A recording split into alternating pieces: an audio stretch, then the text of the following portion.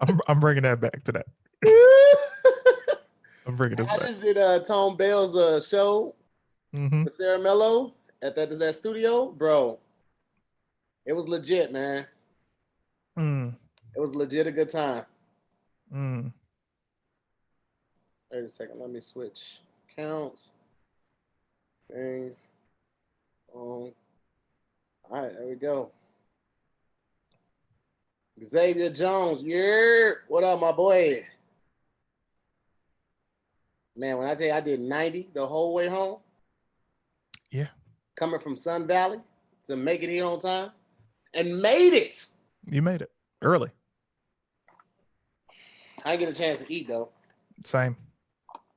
So I'm be doing a little dippage going on. Hey, you do your thing, brother. It's your show. Don't you ever forget it. You understand me? That smooth voice that you got going right now. Got a mic now. I ain't got to yell no more. Where is your shirt, Clayton? Oh, brother, I'm sexy, man. I thought we talked about this before. If that wasn't already known, I think it needs to be known now. I'm one sexy son of a gun. So I think that's out of the question for me to just have some shirt on the guns. But other than that, you know. Man, I did not know if I was going to make it. I did 30-minute drive in 23. 90 the whole time. You know, it'd be like that. Nobody let Tristen forget about that picture that he has up right now. I want explanations for that.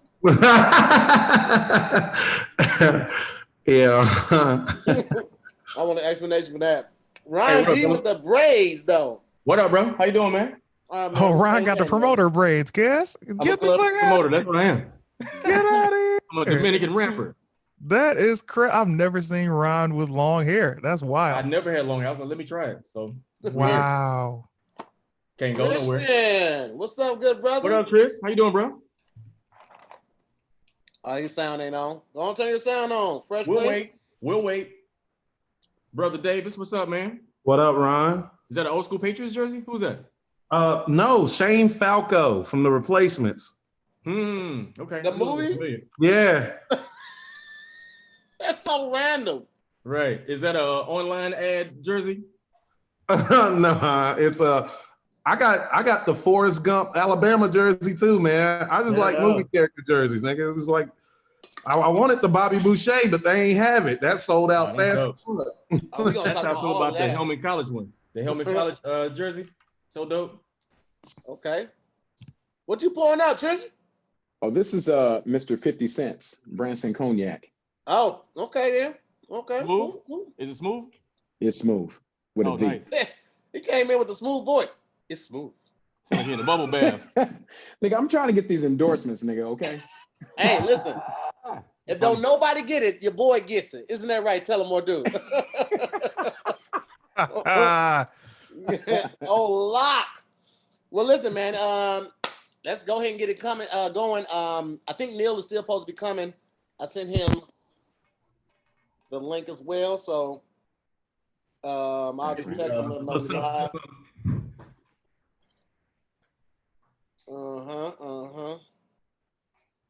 Yeah, there we go.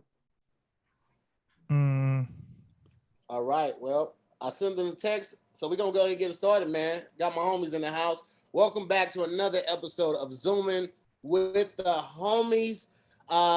We have one first timer right now, and in a minute, another first timer will be pulling up, hopefully. But if not, man, you know, we're gonna have a good time tonight. This is the Men Secure edition. These are all the men that have been on Insecure. Very excited about this episode, man. Very excited about who's pulling up. And you know, we'll see what else is going on. But right now, we're just gonna kick it off. I'm gonna start with the introductions. First and foremost, let's start with most recent episodes. We have Ryan Davis. Hey. I don't think no introduction needs to be made for Ryan Davis. Y'all remember his character, very funny guy. Super excited to have him on him, and a good friend, Ryan Davis. What's up, brother? Man, what's up, Tahir, man? I appreciate you thinking of me whenever you put this together, man. Didn't even have to say nothing to you or nothing, man. It was, hilarious. You know, that's how I know That's how I know people really be watching to see what, you know what I mean, you got going on, man, and appreciate you. And Here's that's the just thing. like you appreciate me, I appreciate you, my guy. So what Ryan is doing right now is being facetious, guys, because he wasn't originally on the show, okay? Neil hit me up, was like, yo, Ryan talking about it. He feels some type of way not being on the show. And I was like, I didn't want to bother the brother because I know Ryan still be out here in these streets, okay? Ryan still be on these stages. He on the tour right now. I ain't want to. Last time Ryan was on the show, he had just finished the show with Corey Holcomb in Atlanta. He's pulling up at the Waffle House and he got in the middle of a drive-by. So I was like, I don't even know if it's cool to call him. Hey, bro, as crazy as that sound, that's not as accurate as can be. Like, I was on here with him, and there's police lights everywhere. And niggas is like, you all right? I'm like, no, nigga, there's never a time. He played it so cool. He Tahir. played it so cool in the car. He was just like, yeah, man. Because he's on the phone. He's like, yeah, man, just had the show, Corey. It was a good show. Police lights are going crazy. And I was like, you need help? He's like, nah, we good. We just gonna pull over right here. You try to act calm so niggas don't, you know what I mean? So niggas to get calm with you. For some reason, in my mind, I was like, they can't see the lights. They can't see the blue lights going back and forth across my face. Hey, Tahir, you know he in the comedy condo right now. The condo that's across from the comedy club? Like, he in the comedy condo right now. Y'all ever get to the comedy condo and there's a nigga still in there? Right. The local dude. I've been in there and the nigga left all his stuff. I'm talking about open condom wrappers, old condoms, drawers. I was like, who's cleaning? Who's Nobody. cleaning down here? You, nigga. Obviously. Next up, we have my brother in the house, man. This how you know he a solid brother, man. I had to go pick up a hood for the old school. This hood was 2 hours away without traffic. And I told him, I was like, hey, man, listen, I'll just go rent a truck. I'll do it myself. He's like, no, man, I already said I'll do it. And he came and picked me up, and we went and did it. And I got this hood. This hood was bigger than the bed of his truck. And we had to go to AutoZone and get some tie downs. And I didn't know how to do it. We found some random guy walking in, and I was like, hey, man, can you show me how to do this?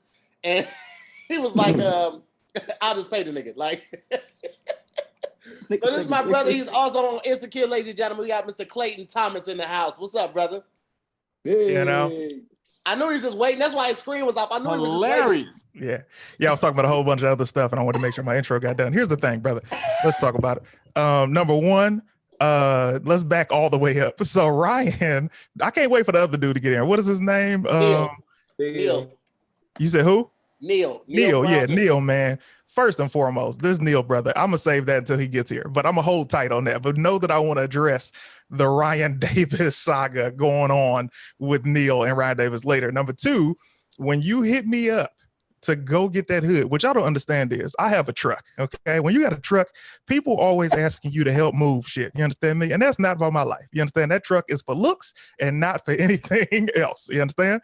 Number two, when you hit me up and you was like, yeah, let's go another day. I'm like, brother, you don't know how long I've been cooped up in this goddamn house, okay? I will go anywhere. If you told me that hood was in Ohio, goddamn it, that's where the fuck we were going. You understand me?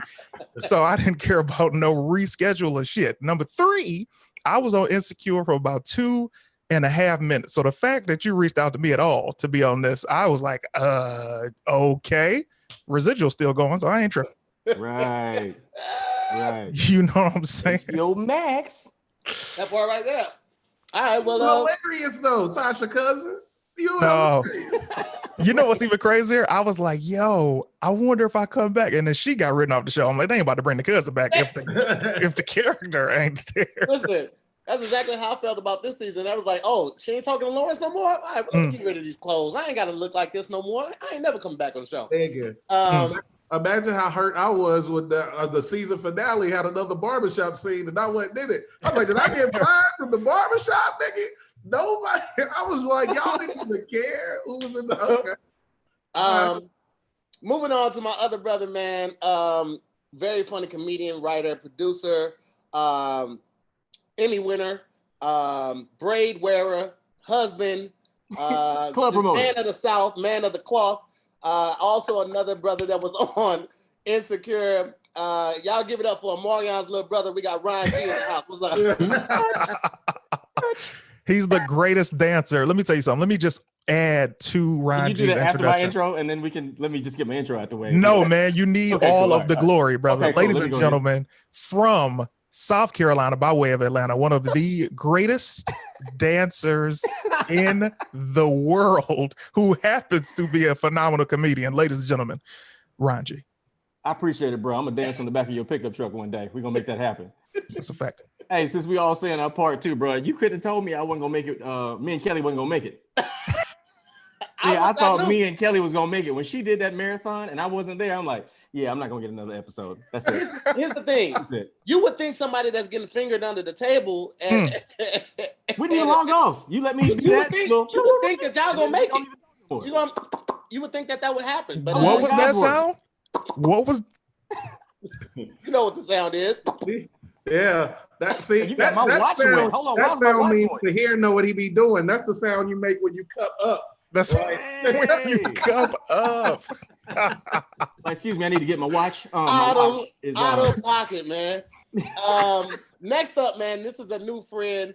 Invited him to Word in His Heart and really just hit it off with the brother, man. He's an LA native. You guys may remember him as Thug Yoda on the show.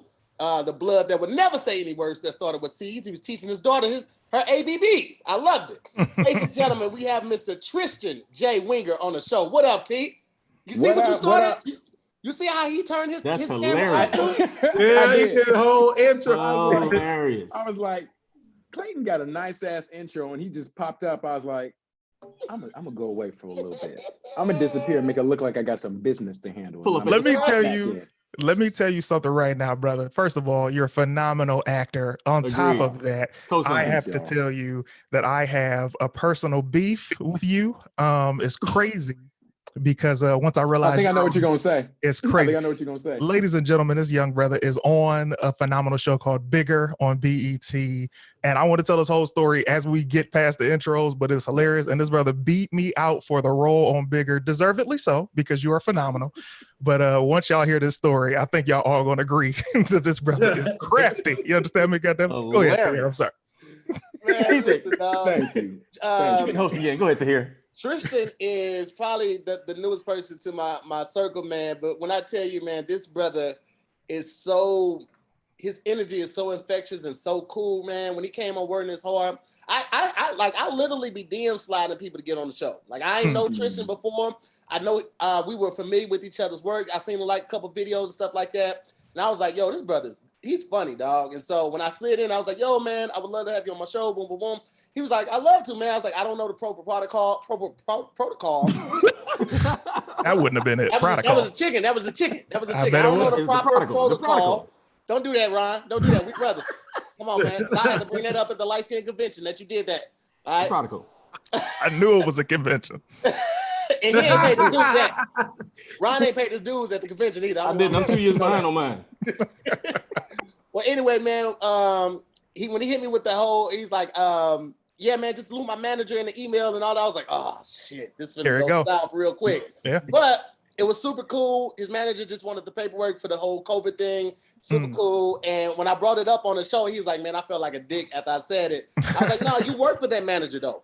We all remember before we had a manager, we all remember before we had an agent, but to have somebody working on your behalf for you, bro, it's a good feeling. So you did right, brother. I appreciate you doing it. And I appreciate you pulling up to the show, and I appreciate you pulling up tonight. Thank you. I'm here. Hey. So Neil was just right here. I don't know where he went.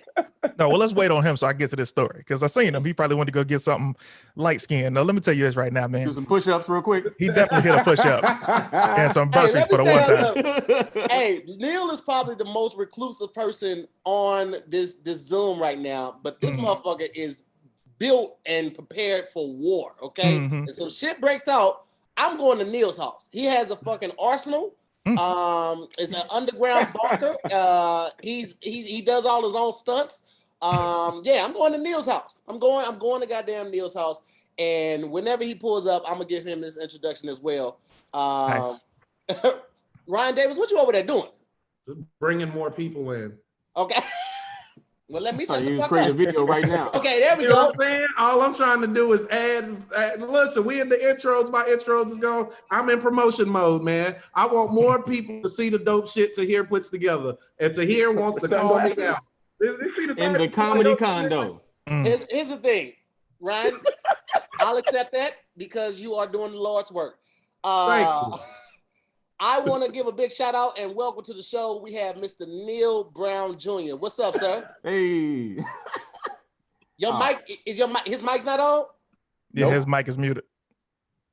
Your mic is muted, Neil. Also, you got sunglasses He gotta on. turn it on. He ain't even turned himself on. He going off His too. mic on. He's just doing that. He's just He's stupid. Hey, I'm still looking for my headphones, man. My wife, she grabbed them today. She's doing it. She can't find them. We can't find them. Let me give you your intro, Neil. Neil was one of the first people that I really bonded with on set, and the first season, I don't know, Neil, Straight Outta Compton hadn't come out yet on the first season, right? The first, it had just, I feel like it just came out. It wasn't Okay. Like, So I was familiar with Neil, I think, from Straight Outta Compton. And you know, like this is one of my first major productions. So I don't know how people are gonna act. You hear all the stories about stars and how they're all assholes on set. You don't really want to don't meet your that's me. idols and stuff like that. Neil is not that at all. Okay, he might act like it. He's not your idol at all? Is that what you're saying? He's not that at all. He's Neil not is my one of idol the- at all. I didn't say. No, I'm Is that what just, you're saying? It's just- not I said- that at all. Okay, all right. I'm not a fan. No, He's not my idol, but listen. I'm terrible. I'm the worst. Neil is not that at all. He is not who Chad is at all. He is a very respected, God-fearing man. He does have a lot of guns. I will say that. He does have a lot of guns, but he was so welcoming and really gave me any information I needed and was willing to like be somewhat of a big brother in this whole industry, which is rare to find somebody, because a lot of times comedy and acting, it's a solo sport for those people, and they feel like, not everybody, but a lot of people feel like they don't want to get cool with you because they don't want to go against you for a role or some shit like that. Clayton and Tristen. But Neil wasn't that at all, man. Very inviting. Gave me his number, I think, like first and second day, man. It was just super cool the whole time. Always been in contact, always been a supporter of the brand, and always been working, man. This is one of the most workingest men I've ever met in my life. So everybody, I want to welcome Neil Brown Jr. to the show. What's going on, sir? What's up, pimp? How you get this number? Nah, Calling in the user. That's right. let me do it, man. It's time to hear. Okay, There you so go. Clayton has a story Yeah. about Tristen. Well, no, I'm and- gonna get the story in a minute. First, let me get the smoke out the way with Ryan Davis and Neil. Now, wait, make sure.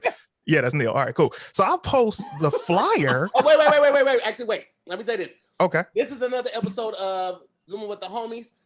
Everybody on here is a comedian or actor, but most of us, everything is on pause, and we are not being able to work right now. So this show is not behind a paywall because I want you guys to get it raw and unfiltered, and I don't want any rules established against it. But I will say this: if you guys can bless my guests tonight with a little something, they would greatly appreciate it. I would appreciate you looking out for them, taking time out of the schedule and coming up here so we can share some stories, we can share some laughs, and we can meet and greet with you guys. So at this time, I'm going to ask all my my guests to change your name to your Cash App. And if you need help with that, let me know. I can change it for you. Yeah. If Yeah, you're mine's rich been like that Neil, since you we- probably since don't we need it, started. but you are more than welcome to do it. And if you Yeah. don't have a Cash App, feel free to use mine as the name of Yeah. yours. I'm gonna get it to you, fam. I'm gonna get it. Neil, do you want your Cash App up? You want me to change it? No, I don't even have one. Use Okay. my Cash App as Neil's Cash App. And, Look at that baby hair. Your didn't baby- come in no I'll make notification. sure, and I'll be able to tell the tight. difference when you send a message said this is for Neil. I'll make sure he gets it. He got baby hair. No, I'm a have tithers' rights. So I'm good. But thank you. I appreciate it. Yeah, you know what? Okay, Ryan, Ryan is mine. Give Ryan something. Give him my stuff. I was waiting on the nigga to co-sign. I was like, damn, nigga, are we friends or not? Give me. Like, Okay, nah, that's Clayton, okay. Clayton, We what's good. your We story don't need about that Ryan and Neil? What happened? Okay, so first of all, thank you for asking me, Tahir. I appreciate you tossing it to me. Now, number one, man, Tahir Moore says, "Hey, brother, I want you to post this flyer. I'm doing Zooming with the homies." I say, Tahir, it would be nothing but an honor to post this flyer. You understand me? I post the flyer. I tag all the brothers in the flyer. First of all, which I rarely do. I don't just be tagging everybody because I feel like, you know what? They got the same flyer I got. Let them do their thing. But today, I'm in a good goddamn mood. Let me fly everybody. So the first comment I see is from my good friend Ryan Davis. He says, "Yo, I was on the show too. Y'all done forgot about me." I say, "Well, damn. Well, first and foremost, that does seem like an oversight on Tahir's part. I don't book the show, brother. You definitely should hit Tahir, right?" So in the middle of me reading that, I see a response from Brother Neil, right? Brother Neil says, "Shameful." I say, this is some audacity right here. Okay, brother. This brother didn't even say, "Oh man, thanks for tagging me." Or, "Oh, hey, can't wait to do the show with you." He went straight to defending Ryan Davis. So I say, "Hey man, first of all, I got smoke for you tonight." You understand me, Neil? And now seeing Neil inside the chat, he's a lot bigger than I realized. So I feel like I'm just gonna roast him with the most compliment of compliments that I could ever roast. You look like all your girlfriends are still very good friends with you. Right, go ahead. Invited him to my wedding. Yes, I did. Look like you donate your time at children's hospitals and sign autographs. That's what you look like. Oh, good Christian ass. That's what you look like. You look like, amen, amen. Like I got a good relationship with the Lord. Now, the other thing to hear more about Tristen. Now, this is some real man. Let me tell you something. What I respect about this brother Tristen. About a year and a half ago, we go to the screen test for the show called Bigger, right? Produced by Will Packer, BET. This is crazy. And, y'all made it to the screen test. Oh, screen test. Oh, you didn't. He got beef as well. It's what we hilarious. I didn't even know about it. So we at the screen test, right? They beefing about some shit we didn't even hit our didn't even know about it. We all like, wait, they started filming? They started filming already?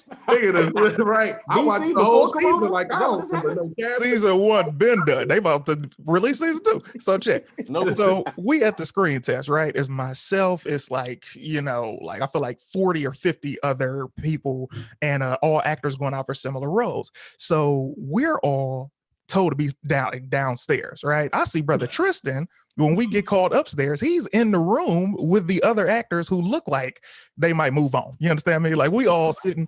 If the role, what's the character? Look like they'll move on. What does it look like? Tristen, what's the character's name that you play?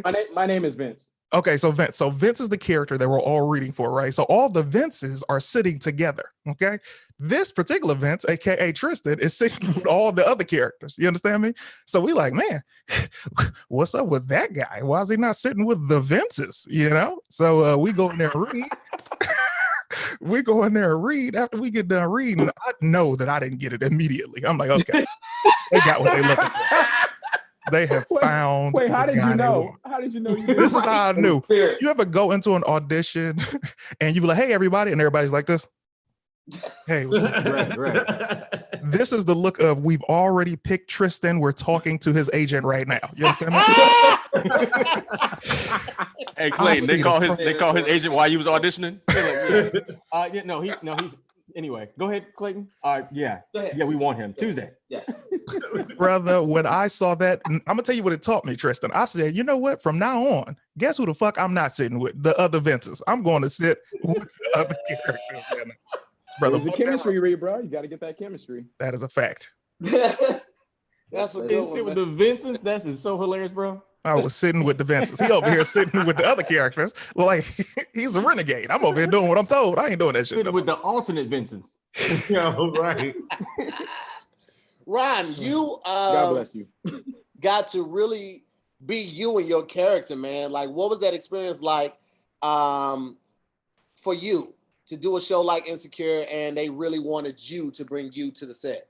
It was dope, man. It was, for me, it was like to see a show that you already love and be on it. To me, it felt like being a part of history. And in my head, the only thing I was scared of, I'm like, man, I'm about to have my butt cheeks out. I know it. Every episode, a black man got his butt cheeks out.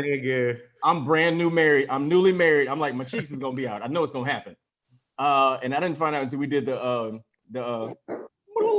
we did that episode. But I think like the day before, I didn't find out until like the day of. I was like, okay, cool. And I was like, if I do that, I know my cheeks gonna be out the next day. The next episode I do, the cheeks is gonna be out. I know it's gonna happen. But it was super dope, man. And it's so funny because I improv'd in one of my lines, which is sometimes a no-no, because I know most writers are very they're sticklers about their writing, but I did I said so I was like, when I first saw you, I knew it was a fajita. And I said, that's a wrap. And I said that and they kept it. So as a comedian, you know how it is when we get permission to be ourselves, because I feel like Friday would not have been, the first Friday would not have been Friday if Chris Tucker couldn't be himself. And when they do that, bro, like it was done. It was done. So it was awesome, man. And to be on set and see all those black hair and makeup people and producers, for me was life-changing. Because I did a show on Hulu. I forgot the name of it. I work so much. It's crazy. He working so much. Right. Was that a flex? It wasn't even on purpose. I got braids now. I was called Shut Eye. And I was the only black person on set. And so I'm in hair and makeup, and the white lady took a brush and she brushed my mohawk forward. And I was like, what you doing? And she was like, I know what I'm doing. And I was like, well, she was doing mousse. She put mousse in her hand and started doing like this. I'm like, no, ma'am, you can't put this on. And I brought my clippers on purpose. I knew it wasn't gonna be no black people in hair and makeup. And I cut my hair in the truck. I lined myself up. I'm like, no, we're not doing this. And she got mad at me. She was like, I've been doing this for over 20 years. You're gonna tell me I don't know how to do your hair? I'm like, well, you about to put mousse on my hair and you brush my mohawk forward. This is not gonna happen. So to see all those black people on a TV show, for me, bro, like it's a black man's dream to be on a show that dope. Yeah. Neil, I feel like your character couldn't be further from who you really are as a person. Yeah. And knowing you personally, that's why I feel comfortable saying that. Like, how was it for you to play that guy? Because Neil, your character, Chad, was kind of an asshole. He was kind of misogynistic. He was like, I got money, I'll buy a purse. She'll shut the hell up. I never said kind of misogynistic. Yeah, Chad is a motherfucker. Everybody know it. Come on, man. Everybody know it, Chad. Every last one of them got 4 or 5 actually. Chad might have 10 Chad friends that we've gone through and cycled through them through the years. And I did. I ain't gonna put his name out there, Quincy, but I feel like I kind of honed in on like the conglomerate of like all those Chads that people know, and I just took the most ignorant parts of him and just zoned in. But it's really, man, I'm telling you, man, it's Prentice and all the writers on the show that really make, because I feel like that's Prentice's avatar, the showrunner. Right, right. I feel like that's his inner monologue, Chad. So they do such a great job of writing them, and they knew I could talk fast, but I didn't know that that comedy's hard, man. Comedy is very hard for me. I give up. Thank you for saying that, by the way. Thank you. Everybody tends to think it's easy. Listen, I'd much rather be shooting my gun, kicking people in the face, and doing my action stuff and drama. Because stand-up comedians, you ruined it. You make it look easy. Especially you, Ryan. You make it look so easy with your commentary. Those writers, man, they really make them dope like that and set them up like that. And even when I try to slow down just a little bit, try to go to another thought, they're like, no, Neil. So here's the thing. We want to keep that pace. Let's go back. Keep it up. You can't. It can't not even that. Just okay. Yeah. Right. Never any stream of consciousness. Let's go. And I'm like, I just learned this 5 minutes ago. So they didn't care. They didn't care. No, they didn't care. They didn't care. Like, yo, we got you for 2 episodes on a Saturday. We got to finish this one so we can go to the next one. And so, but it's dope, man. That character's so much fun to play. Tristen, killed it, bro. You're from South Central. Yeah. So playing Thug Yoda, one would think that came supernatural just by your upbringing. But when you came to do Wording is Hard, you couldn't be further from the truth. I found out that you have a dog, you go walking, you do yoga. You are not. What kind of dog? It's a small dog, right? Yeah, it's a Yorkshire Terrier, poodle mix. Yeah, His name is Frito Cornelius. Cornelius? Frito Cornelius, yeah. Frito Cornelius. So you couldn't be further from. Hey, you named that nigga.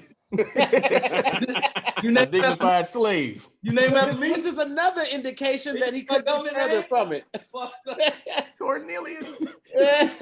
But you dog sounds like it sips wine. What kind of dog? He's a dignified ass dog, let me tell you. He walks on his hind legs. Tristan's like, let's go for a walk. He's like, Hey, Tahir, he'd be like, sit. The dog be like,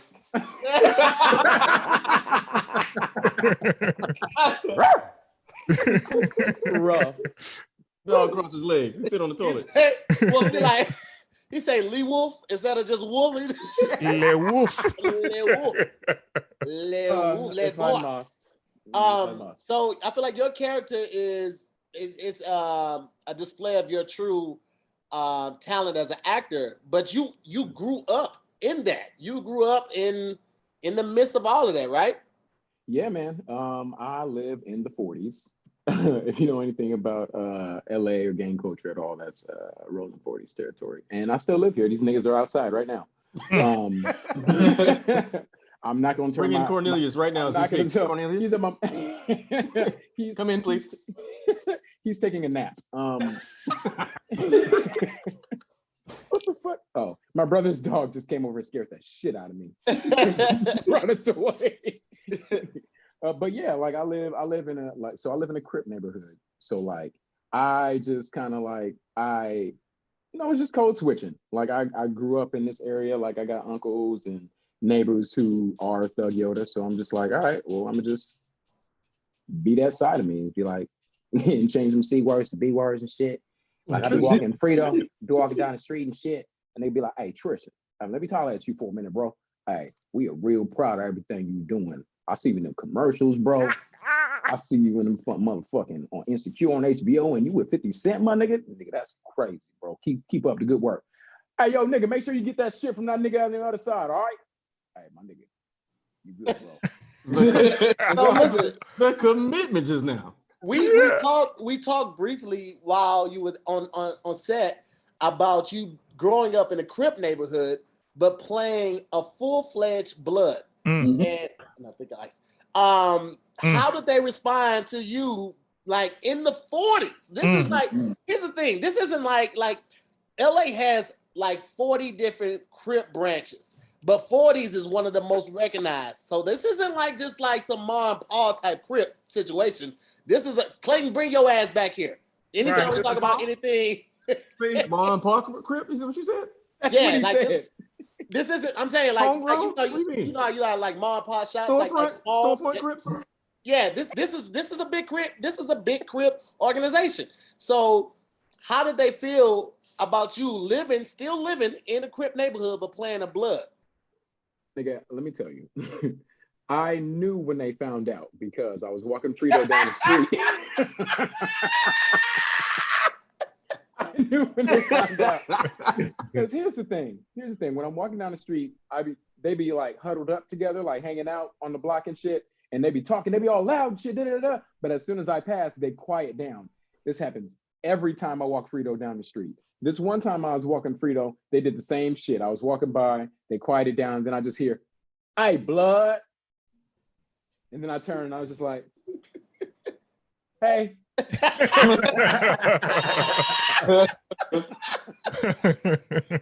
Yo. And so I knew they were proud of me. I knew they were proud. I knew they were proud of me. Dog is that little nigga. Like, what? Hi, guys. Ryan Davis, you are someone who started in comedy, had major success with Facebook videos and commentary videos. Was acting something that was always on the radar for you? Was it always on the vision board, always on the goal board? No. Writing is all I cared about. And I ended up getting an audition for Curb Your Enthusiasm. And Killed it. Yeah, something like that. You know, we Fuck the show. You know. But Larry David. When I did the audition, it was fun. And I was like, nobody ever told me acting was fun. I was like, shit, I want to do this. I want to do this now. I called my agent and was like, send me to everything, nigga. It's whatever. Right. And then I regretted it immediately because they sent me an audition for Insecure to be the TSA nigga who fucking Issa. Hilarious. The butt button? Yes. I was good. Like, I said, send me whatever. They were like, hey, you ready to get naked? I was like, it's my second role. Hey, them cheeks gonna be shown on that show. I'm second role ready for naked. What is going on? Yo, and then thankfully I didn't get it, but I guess they liked me enough to bring me back to read for something else. Yeah. And so it was great. But man, do y'all do this? Because you know I'm new to this. When somebody gets up over you, do you watch it and be like, man, I would have did so much better? Of course. Of course. I'm watching the TSA nigga like I'm way funnier than this nigga, yo. What's going on? But then when he said push my butt button, I was like, I'm glad I didn't get this role. Bro, that would never end. That was That's your name for the rest of your life. Someone has to actually get the role over me. So Nigga crazy. I get everything I Everything I get. Hey, Ryan, can you imagine being on stage and everybody yelled that out before you start performing? Oh, nigga. Oh, that's Ryan the Butt button, nigga. Davis? That's your dynamite. Here's the thing. Right. The homie that played the TSA Bay, he's a comic too. His name is Reggie Conquest. He's from Philly. Is it And really? I know when I saw him, I was like, yo, this is a nigga Reggie got the look down the part and shit. And I was super happy for him and shit. But I was like, I didn't know the nigga was gonna be naked in like 5 minutes in the next scene. I was like, No, I didn't want to see this is Reggie the dance messed like up that, part. bro. I think I get it. I think I get it if we read any of the other stuff. The original audition is the sex scene, nigga. They want to know right off the bat if you comfortable in this setting. And I was like, yeah, this disqualifies me right off the bat because I'm not. And then this is another part. I'm like, are they want me to be serious? And then I immediately realized they want me to be funny. And I'm like, why the fat nigga got to be funny? Why the fat nigga can't It's a be comedy sexy? show, Why can't nigga. I be sexy? Nigga, oh yeah, it was the greatest thing ever though, because I love the show. Love the I show. agree. I Absolutely. watched Misadventures of a awkward black girl way back when. You know what I mean? So I was looking forward. I was looking forward to the show coming around and then having the opportunity to be on it. Man, it was a dream come true, man. It was a dream come true. No matter what, man. I wear that as a badge of honor, man. No matter how many thousands of people end up doing it, I got to be a part of something really special, man. So it was dope. Hey, Tahir, I'll say this too, man. Yeah. When I did my first scene, we did it was like a friend's dinner, and we were at the table. And for me, I was actually terrified because I'm like, everybody there already had a rapport with each other. So you're the new face, and my scene was last. Like we took my 13-hour days, and then my scene. Nigga, I done slept 3 times. I done ate up all the snacks. I done ate up all the snacks. I'm like, yo, this is tough, man. Like, but then I'm sitting there, and Yvonne said something to me that like legit changed my life. And I was like, yo, I'm at the table right now. And I said, this is a lot, man. And she was like, FYI, you at the table. And in my head in Hollywood, just like everything we're mentioning, we're auditioning with people we grew up loving as a kid. Like we're in the room with people that we grew up loving. You know, we get a chance to see their entire career. You know what I'm saying? When I did the thing as Nickelodeon, my Nickelodeon show, and I played the dad, I went in after my man who played Braxton on the Jamie Foxx show. And I'm like, there's no way I'm gonna get this. I don't even look like a dad. And when I heard him yell at them kids, I heard him like, go to your room. I'm like, on Nickelodeon, the kids win. So whenever he's in the room, I'm like, I can't do that because these kids need to win. And I was like, hey, go to your room. And she called me back and I got it. You know what I'm saying? So that sounds like a Nickelodeon dad right there. Nigga. Right. It's all about the delivery. But it's dope, man, because we're all in the middle of our Eat You Hollywood moment where we're like en route and we at the table with people we admire. Like the fact that all of us are on social media, and when people that you admire share your video or comment on your video, you're like, whoa, you know who I am? You know what I'm saying? It's a really dope feeling, man. It really is. And for me, Ryan, Ron, and Clayton, we already had a rapport because of comedy. We've shared the stage with each other. So with Neil, like I built a rapport on set, but you never know like if you're gonna keep that friendship or nurture that friendship because once they yell cut, that's the end for a lot of people unless y'all see each other on another project. So the fact that he reposted videos and I made one video about how people were fucking with me or saying something about me.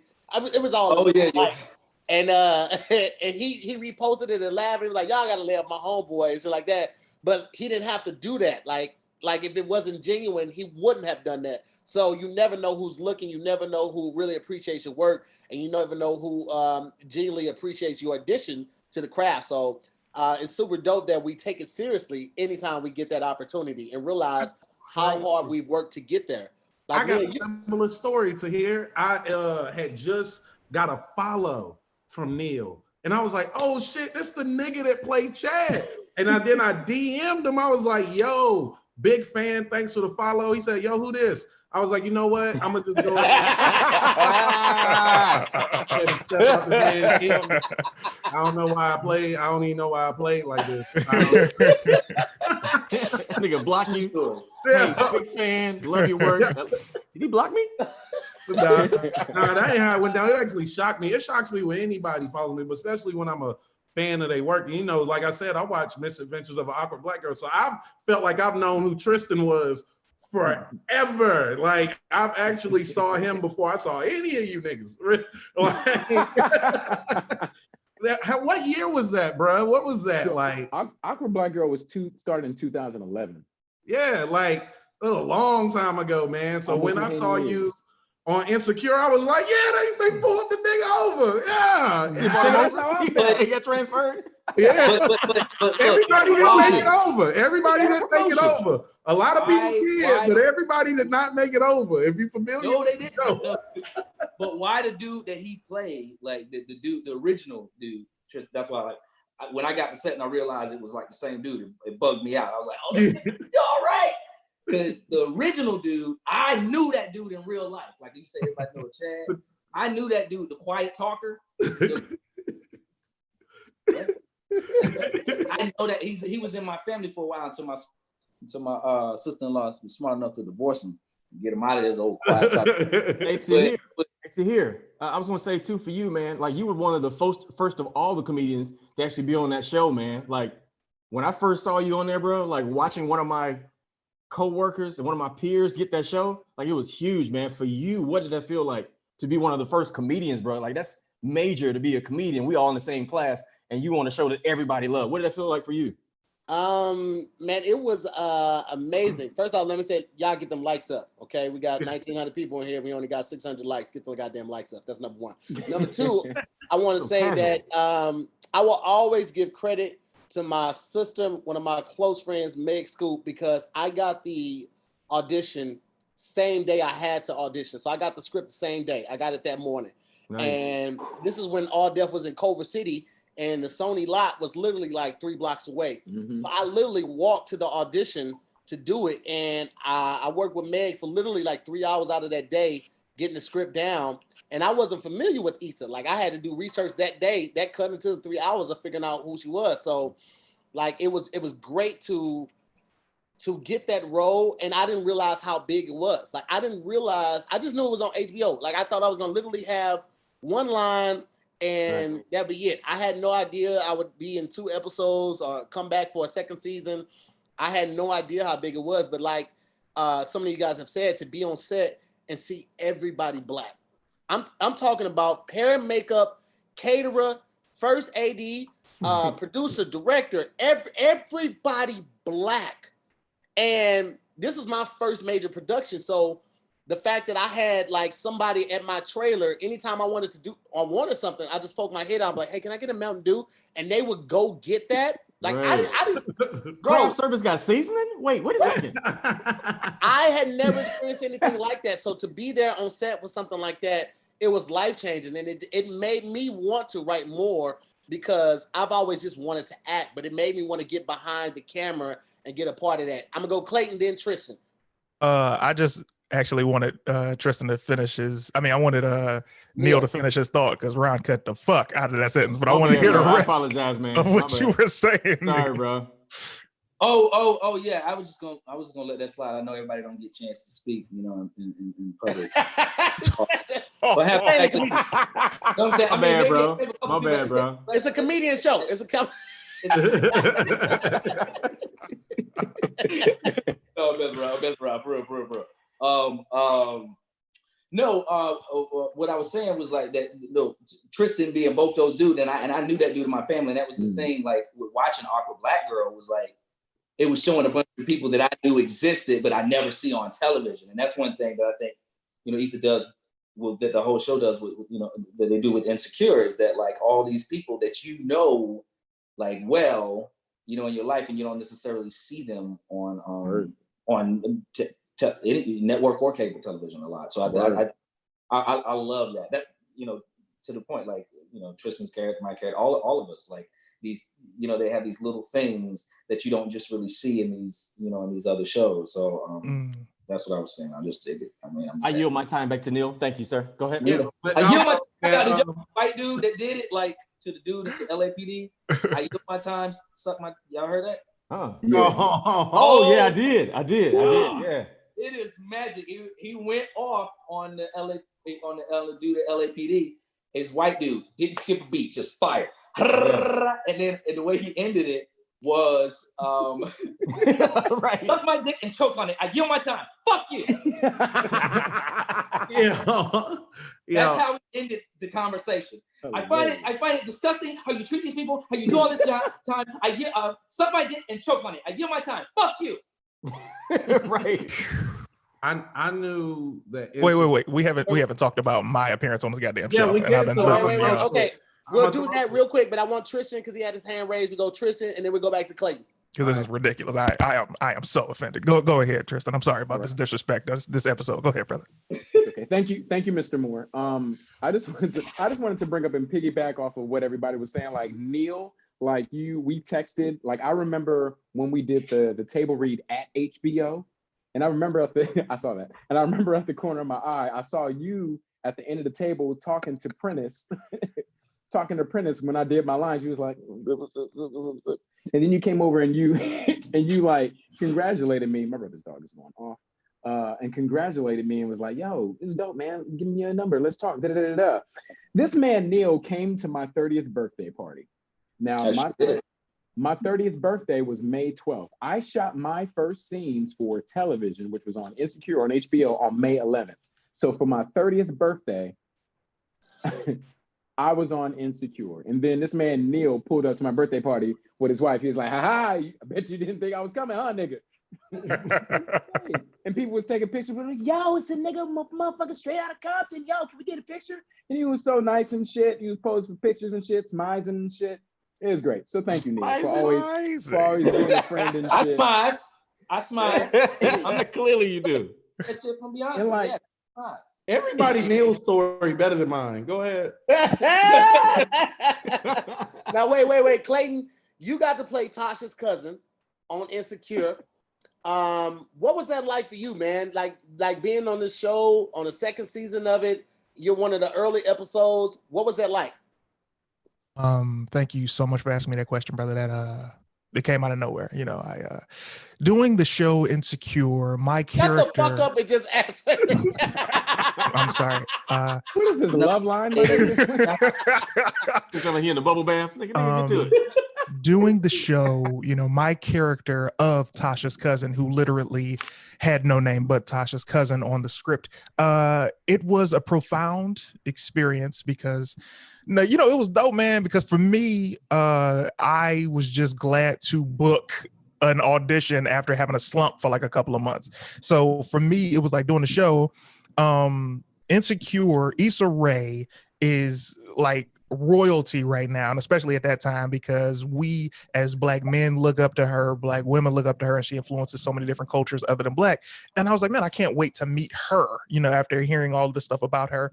And then being able to see, like Tahir said, seeing all the beautiful Black people. It wasn't really that for me because I'm on a Black show. I've been on that Black show for 10 years. So I'm like, all right, I see us all the time. But the thing that made me happy was seeing all of the Black women who were in control. Like for me, I love that. I was like, yo, all these Black women writers, all these Black women producers, all these, like I saw editors. I'm like, what? And my episode was directed by a Black woman, Marta. And I was like, yo, this is crazy. So it was fun in that circumstance, but the overall experience was just, you know, it was cool, man. I just love to see women doing their thing always. And the reaction that I got from doing the episode in as small of a time that I was in it was bigger than anything. I'm like in random play, hey, what's up, man? Hey, man, hey, you killed that shit. I was like, all I said was, nigga, go get the plug. And they're like, I know, man, but how you said it, that like, you funny, man.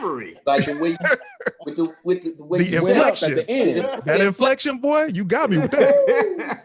I want to I'm give like, a big shout out to my boy Reggie Conquest, aka TSA Bay, is in the motherfucking house. What up, dog? Hey, What up, boy? What up, Hey, man? man. This Hey, shit- man, Nah, I you don't look like it this out. nigga, man. You're I don't like the most famous ass on Instagram right now. hella Man. pause.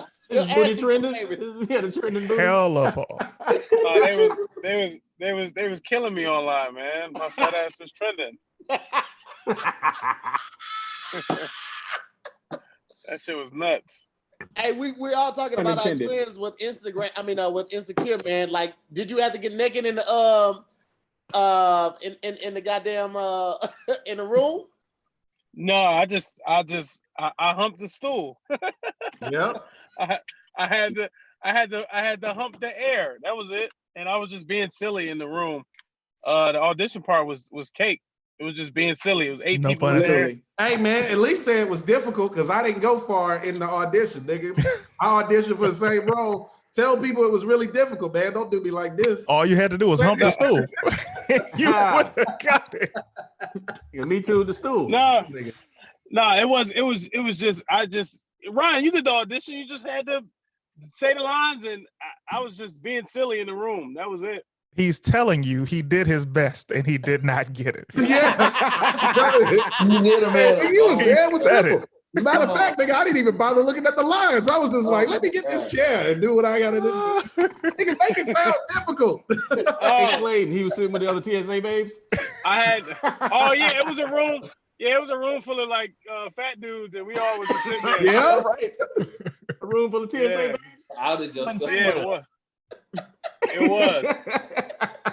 I never knew it was that many fat black niggas in LA trying to get it. Like, it was so many, nigga. It was like when you got there, it was like 6 leaving. You sit down with a new 6.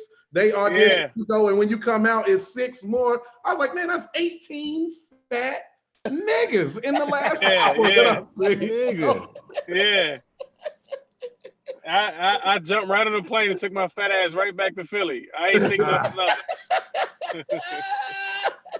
Jeez, that's so funny. You know, it's funny. I'm sitting there listening to this and I'm looking at Neil and be like, I'd never get fat. It's a shame you guys have to go through that. Oh, well. It was cool though. That's hilarious. I think the weirdest part was people was writing like think pieces on my body, and I was just like, they're like you're so brave, and I'm just sitting there like I don't really give a fuck. Yeah, they were calling me brave and all that shit. Up. Why we gotta be brave to be naked? That's what. Nigga, you've been in front of a mirror. You know why you have to be. Hey, Tahir, you're one of us, nigga. I know. You supposed to be like, yeah, nigga. Yeah, brave. Tahir is like, You know no, what? nigga, none of us wants to do that. Husky nigga rants. This is I hilarious. can say that because I've been in front of a mirror, nigga. I take a shower with a tank top on. I know what I look like. I don't know. I know America don't want to see this right here. Clayton, bring your ass back. You know what? I'm fat. I swim with my I shirt was unaware until I seen myself like that. I was like, cause I got a beater body. Like when I got on a white beater, I thought I looked pretty good. I'll beat her Beat her about body? Yeah, I thought I looked good, like shoulders up, but I didn't even know that camera. I didn't even know it was more cameras in the room. I just seen one big camera, and then they showed it. And I had no idea that mirror was there. It was going to show. I had no idea. Nigga, they got your midriff. They got the aerial shot. We saw everything. Yeah, They had a drone shot. They had a drone. They had the Spike Lee shot of my hips. Like, nigga, what? Oh, my hips. But it was a great experience. It was fun. Had the What suck was it and like tuck on camera. we've all just kind of talked about what it was like to be on set and see so many black people calling the shots down from the caterer to the hair and makeup to the cameraman to the first AD. What was that like? Because Reggie, you've done other things too. So what was it like? This was the first? Okay, I tried to give you some. No. I ain't been on shit. That was my first like on time on the set experience, all that. So I was trying not to pull out my phone. Look at Neil. You trying Neil sit back? Neil like, First time. Yeah. Hilarious. I was walking. Hey, guys. They had me Hilarious. walking through the set with like a brown fur robe. I felt like Rick Ross. I was just walking, butt ass naked with a robe on. Everybody was nice. Everybody was like helpful. So I was just happy to be there. Did you have a fluffer? Stupid. Did you have a fluffer? You stupid. Fuck no. My dick wasn't out. Yeah. Hey, were you self-conscious about lotioning? Like you like, you know it's crazy. It's crazy. I didn't put on Lotion? shit. This how my mind was. I was like, all right. You had the homebody on camera? No. I didn't put on no deodorant, lotion. I'm like, if I put on that, Issa gonna be all over me. Like that's what I told myself. I went in there like nothing on me. Like you went in there musty? no, I showered, but I'm like, I hope I don't put on the wrong shit. I don't want to break her out. I just was thinking way too much. Yeah, I was thinking, you might have an allergic reaction to this lotion. Yeah, I was had on Tessie. Real hard. I got a rash on my face. Nigga had on Tessie. Yeah, I was thinking way too much when I did the shit. So I went in there raw, like nothing. And then I got the set. Yeah, and I started asking for deodorant. Nigga put on deodorant, dog? That's commitment. I ain't put on shit. You out of control. But aside from that, It's real TSA smell. Yo, Stupid. I have to say, because this is not for me. I just got sent a lovely donation from Chelsea that says, on behalf of the chat, damn for Neil. So, baby girl, you might want to hit Neil with the Cash App because I will not be your sloppy seconds. You understand me? I'm out here doing my goddamn thing in these glasses and this beater. I don't know about y'all. Deny it. Send it back, CT. Send that shit back. And sweetheart, send it to me. My Cash App is actually on the bottom of my shit. Neil had told you, if you had listened earlier, that so he's not funny. taking it, but give it to Ryan. Real quick. Reggie, how long can you stay on? Because if you're going to stay on, I'm going to have you change your name to your Cash App so that people can bless you a little bit. Oh, I'm out there. I'm in a car. You Ubering, ain't you? Get off. You got the I'm Ubering look. No, I'm not. No, Hey, Clayton, I'm he got to not get a Ubering. client. He got to pick up a client. I got 2 clients to get. That nigga just pulled up to the airport. He about to clock in right now. No, I'm not. Who said that? I'm not Ubering in Philly. I'm not. I would never Uber in Philly. No. Just Philly, huh? So you go outside the Jersey for your shit. You got to get a client real quick. That's hilarious. Woo. Well, listen, Reggie, Oh. thank you for pulling up, bro. I really appreciate you. I hit you last minute. It was like, Oh, you should have. Yeah, why you didn't hit me? I would have been on this shit. You know what? It's cool. I'm not in LA. Y'all don't fuck with me. I'm a dusty Philly nigga. I get it. Hey, don't you ever say that, bro. Don't say that. Even though that may be absolutely true in Tahir's eyes, don't say that while all these people are watching. I gotta get to LA. That's what it is. I forgot. Hey, Ryan, he left him off the flyer too. Yeah. Ryan Davis. I couldn't think of everybody. Ryan, he don't like chubby dark skinned niggas. At all. He don't fuck with us at all. Look at the way this nigga drinking his drink. You ain't shit to here. You ain't shit. What about your husky friends though? Y'all be safe, man. All right, brother. Appreciate you pulling up, man. Appreciate you, bro. Be safe, y'all. That is crazy. I almost didn't even do it. I almost didn't do the audition. I forgot to tell that part of the story. I was in Charlotte, and then I flew to DC to go to the Redskins 49ers game. I'm a 49ers fan. And niggas called me and was like, "Are you in LA?" I was like, "Yeah." They're like, "Yeah, they got an audition for Insecure tomorrow, man. You know, you trying to do it?" So I had to fly from DC to LA, nothing. I didn't have nothing with me because I was just flying to the game, watching the game, and then flying back to Charlotte. So I had to go from DC back to LA, and I got off the plane and went straight. So I'm at the show looking like yesterday's game, nigga, in the audition. With the 49ers jersey on? Huh? I said with the 49ers jersey on? Man, just like... And the companion pants? Let's do it. Let's do it. I ain't have time to go home or nothing. Smell like just 6 standby flights? I knew I was going to get it, though. In the 2 times I've gotten, so I just knew I was going to get it. Is that the way y'all feel? whenever y'all get something, you just like, you knew. Neil's like, Tristen, you son of a bitch. I see you, son of a bitch. Oh no, wait. Before Tristen, I want to talk about how Neil was like, no. I go in for a formality. I sign papers before the audition. Right. I get offers only. Yo. I don't even read the lines. I actually just do an inner monologue, whatever that means. I got to an audition. I sat down and then I got up and walked out. yeah. I literally looked at everyone, got up and walked out. Got the part. Couldn't do it. I was already working on. I sit with the Vinces, nigga. Yeah. You know, it's funny. Hold up. That's a true story. Carmichael at Gerard's show when I went to audition and was messed up is Rail already had the job. That was one of those situations. I shouldn't even went because Rail was already gonna have. I mean, you know what I'm saying? Yeah. It was like, but I went in there and I sat down and I looked and I was like, oh, in my head, and then I left. And I left and I was like, because I had forgot my water bottle because my mouth feel like I ate a sweater sometimes. So I walked back in and Gerard was like, if you had just stayed away, you may have just gotten the part right there.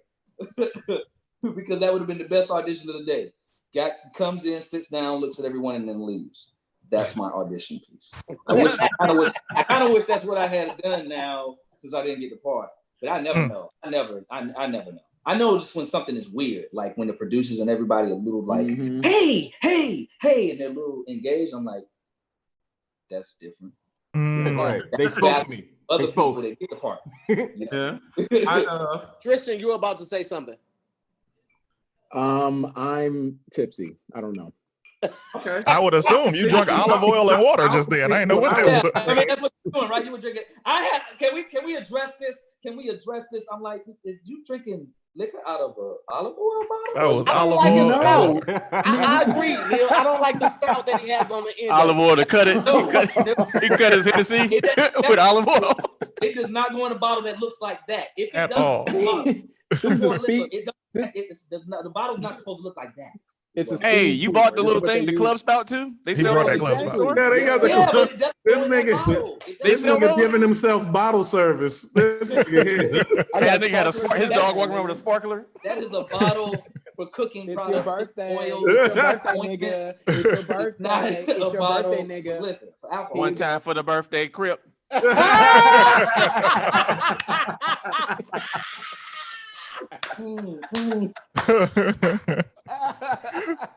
that's hilarious, dog. Nigga, I knew one time I wasn't going to get the role. I auditioned for this upcoming Will Smith movie, and the nigga who went in before me, he was amazing. I was like, after he went out, and he was like, "Good luck, man." I went in there and was like, "Hey, that's the nigga. That's the nigga. I know I'm gonna do the audition. I'm gonna do the audition." But they're like, "Don't fuck this up. That's the nigga." Yeah, right? that's the guy. Hey Ryan, the best audition be the one back to the car. You had your audition, you stank it up, and then the one back to the car, you get everything right. You don't drop no line or nothing. You like, nigga, what am I doing with my life? I should move back home right now. This ain't it. Nigga, he was amazing. But it was the time that this is what that helped me realize though, that when you're successful as a comedian, you still have to go up against full-time actors. Yes. You have to be just as good as them part-time as they are full-time. And that nigga taught me a lesson. You hear me? that nigga taught me a lesson. I was like, I went in like I wanted the role. He went in like he needed the role. Two completely different attitudes. And that nigga walked out of there and I was like, man, I can't wait to see you in this film, man. Bro, I remember, I'll give you this, bro. This was 2010. This is why first of all, I love Kevin Hart. He is one of the greatest people, aside from being an incredible comedian and conglomerate in the world. But this is the one thing that I have beef with Kevin Hart about. This is 2010. There was a movie called Little Fockers. Okay. Now at the time, it was this little junior agent chick that was working at CAA. And she was like, "Oh my God, CT, you're so funny. You should come in for this role." And I was like, "Let me tell you something. I don't have an agent. So whatever you tell me, I'm coming in for." You understand? I go in for this audition for Little Fockers. I destroyed the audition. Now, I don't just say that lightly. I say it because the woman who was casting it told me, you just destroyed this audition. I say, wow. The people never tell you that. She says, yes, the only way you're going to get this role is if the person we have an offer out to says no. I say, okay, well, who is it? She said, Kevin Hart. I said, thank you for even seeing me, because I knew Kevin was going to say yes. He's like comedic Sam Jackson. He says it all. Yes. Hey, Clayton, I yield my time back to Kevin. Thank you so much. I yield my time. Thank you. I yield my time back to Kevin. Thank you so much. Damn, I destroyed that shit too, boy. Damn. You know what's crazy? That happens a lot in this industry, man. Tell your Doughboy story to hear. Which one? Tell the Doughboy story. Oh man. Okay. Let me set this up for y'all. Hold on, man. Before you get to the story, in 2016, I'm on a television show called Family Time, right? And my character at the time was being given a spinoff. So when the character was being given a spinoff, you know how it happens. The network changes presidents, and then it's like, oh, this goes by the wayside. So anyway, I get this spinoff, and now I get the opportunity to have my friends come in and read for the roles. So I have Doughboy and Tahir come in. Tahir, go ahead and say what happened. So I go in for the role. Making them relive his trauma. No. Hold on. I go in for the role. I've studied the script. I know the script, and I'm familiar with this production company. They like me. They like me to be me all the time. So I brought me to the audition. I went to audition, killed it. Felt great about it. And as I'm going out, I'm gripping everybody up. Hey, thanks for having me. Thanks for having me. I go to somebody else, and I won't say the person's name, but they're like, nigga, you got the role, right? So I knew I had booked it, right? I leave there because I'm feeling good. I treat myself to some Chick-fil-A, okay? I don't get in the drive-thru. I park and go inside. I know I got it. I got it. You gotta treat yourself. I treat myself. I'm sitting there eating my Chick-fil-A. I got the sandwich, the nuggets, and I got the lemonade ice cream mix. So I'm having a great time. I'm dipping. Boom. Phone call. It's Doughboy. Boom. What up, bro? He says, hey, man, listen, bro. I heard your audition because I was outside the door. I just want to say, man, listen, bro, if you don't get this one, just keep your head up, man. I heard the whole thing. I feel like it was kind of character-y. I think you need to ground yourself a little bit more and try to, figure out what you really want to bring to the audition. The Doughboy. And Doughboy. The Doughboy. Man, that makes this story a million times funnier now. I know this story. I love this story. Continue, please, sir. Continue, please. Ground yourself a little bit more. Make some stronger decisions when you're going into auditioning. You know what I'm saying? I'm actually about to go in right now. Listen, I'll call you afterwards, man. Just, keep your head up. I'm like, all right, my nigga. Polynesian sauce. All right, my nigga. Right. Tap. Right. Tap. Fast forward 3 days later, he finds out I get the role. He was like, you knew you had the role? When I called you, I was like, yeah, I knew the whole. I'm so glad it turned out that way because I was about to be pissed. If you were going to. I'm glad it turned out that way because I was about to be mad. If this nigga gave you acting advice and then beat you for the role, nigga. Oh my God. I was about to go troll this nigga right now. It was so funny, bro. He was giving the advice. I heard your audition through the door, and not to criticize you, Tahir, but as an award-winning actor as myself, you may have saw me, and you might have saw my role in Wilding Out. You might have saw my role on All Deaf Digital's Me and Teddy Ray's Does This Taste Good?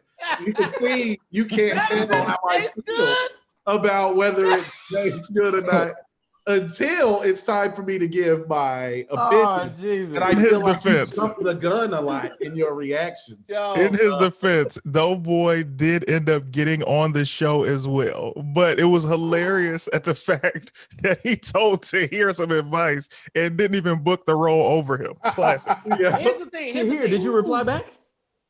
No, it was in person. No, it was on the phone. He called me on the phone. We were talking on the phone. No, after you got it, did you talk to him and say, "Hey, look"? Yeah. We were both working at All Deaf Digital at the time. So when he came in, because I always went to work early, he came in. He was like, "You had already knew you had got the role, didn't you?" I was like, Why you ain't stop me from talking? I was like, nigga, you seem passionate about it. You seem passionate. I wanted you to get that out. You need Had to express yourself, brother. You needed that moment more than I did. That was for you. It wasn't for me. That was. I do want to know something though. I do have a question. Neil actually got to work with the late great Bernie Mac.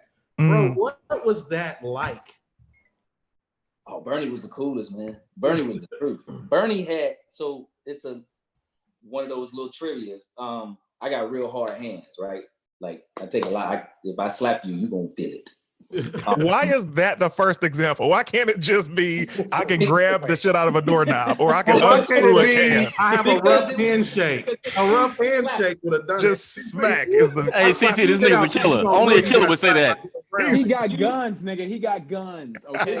Hey, if I slap you, brother, you gonna miss your birthday. Let me tell you something. Anyway, hey, low key, when Neil went to go audition for SWAT SEAL, that nigga just took his guns up there. They was like, "You got the part." I took my guns and I slapped people. I slapped every last one in the room. No, but and so I'm you play slap games and stuff like that, and sometimes I slap people's hands and they always go ow ow because they don't expect it.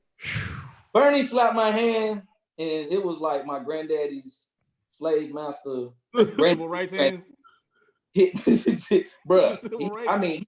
He kept slapping too. He was like, "Give it to me, give it to me." He was Pam, and he kept pamming, and I was like, "Okay, all right, we're done. We're done. No one slapped my hand because I'm not used to feeling the pain of it's like my daddy hands like that." So so that was our first introduction because that was the first scene, and then we had a bunch of scenes together. A lot of the stuff got cut because I sucked, but. Other than that, it was really cool, man, being around him. He had so much information to give. What project was this? This was Mr. 3000. You've seen the movie before. Hey, Clayton. Listen. The simple Googling your phone would have killed that. No, bro. you know what? That's not gonna do it. We in the middle of the moment. I'm not about to disrespect this brother by looking down at my phone. And number two, do you know how many pieces of content I've consumed in the past 20 years? I couldn't dare I should have Googled it. You're absolutely right. Yeah. Fucking rookie. Let me get the fuck out of here. I'm embarrassing myself. Jesus Christ. Oh man. It was a special time because I got a call from this dude that I had this offer kind of like of a job, but then like it got kind of messed up. And then the dude kind of like brushed me off. And then like 3 weeks later, I was filming that. I had gotten a part of filming that movie. And he happened to call me and apologize. He was like, "Yo, man, realize that I was wrong about this. And you really, yeah. So can you do this, man? Because we got you set up." And I'm like, nope. I'm filming this movie with Bernie. But hey man, just keep moving. Just keep moving. In there, buddy. It was I flexed a little bit. I ain't get no work after that for like 6-7 months, but in the moment, killed it. Hey man, good. Let me just take a break and say how honored and privileged I feel right now to have you gentlemen on this show and being here, sharing your truth, telling the people what it's really like, because we're giving them both sides of Hollywood, but we're also giving a lot of our wins.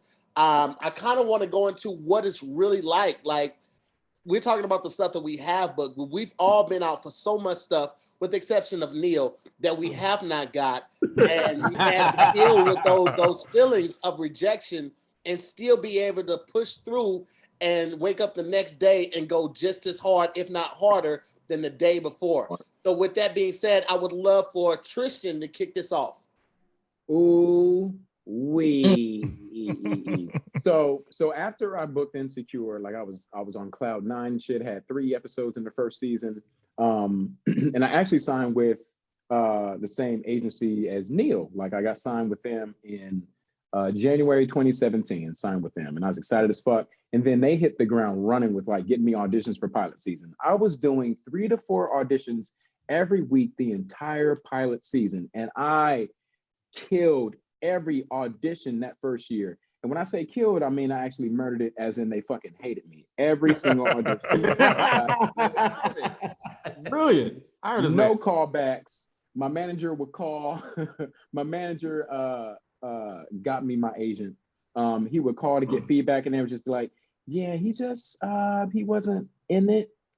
He wasn't, he was in the room, but he wasn't in the character. He was in a different genre." I was like, "Fuck!" It was a big hit to my ego. That shit sucked. It's so bad. And then I took he was in a different genre, nigga. God damn. He was playing jazz. We were more of an R&B feel. It's like, yeah, this is single cam. No, they were like, this is multicam, and he just couldn't keep up the pace. It's like, okay, cool. I'll take these notes. And then I started taking acting classes. But then even still, it's like you have to go on 100 auditions to get one yes. And I was with my theatrical agent and with my commercial agent. And that shit sucked every time. And then like I remember, so the last sucking moment was this past January. Even after Bigger, like this past January, I auditioned for a movie that's gonna be so fucking tight. It's a Western. It's got dope ass Black people in it who have won Academy Awards. That's all I can say. But it's a Black Western, and that shit is the shit. And I went in to read for it, and that was the day that I got COVID-19. So this is January. So I was like, why do I feel like this? Jeez. And all of a sudden I'm in the room, and I was sitting in the waiting room for about 45 minutes past my actual audition time. There was one person in the room who probably got it. We'll probably see the Deadline article soon. He was in there for a long ass time. Yeah. And like this other dude that was in the waiting room too, this nigga was wearing some kind of cologne. This nigga had on Lamel fucking Jean Paul Gaultier cologne or some shit, and it was fucking killing me. And I go in the room and audition, and I'm fucking still like can't breathe and shit. Like I think I swallowed one of Neil's sweaters or some shit, and I just fucking couldn't talk and shit. And I almost said her name. The casting director, she was like, "Let's go again. Take a breath." She's so sweet. Let's take a breath. I was like, okay. Do the audition again. I felt like I bombed, left, and I was like, all right, I'm sick. I'm about to go home. And as soon as I got home, I was in the bed sweating bullets because I was sick as fuck. But yeah, like even when you are on the show, when you're, series regular or whatever doing shit, it's like you still need to like work on this shit. You still gotta go through, because I wanna be where, like Neil, I admire you a lot. Like I like the action shit. So I'm like, I got a trainer now. I'm doing training and shit because it's like I want to do action movies and be like a dope actor at the same time. So it's like you still gotta work for whatever the fuck it is that you need and that you want. So yeah, man, you gotta suck until you don't.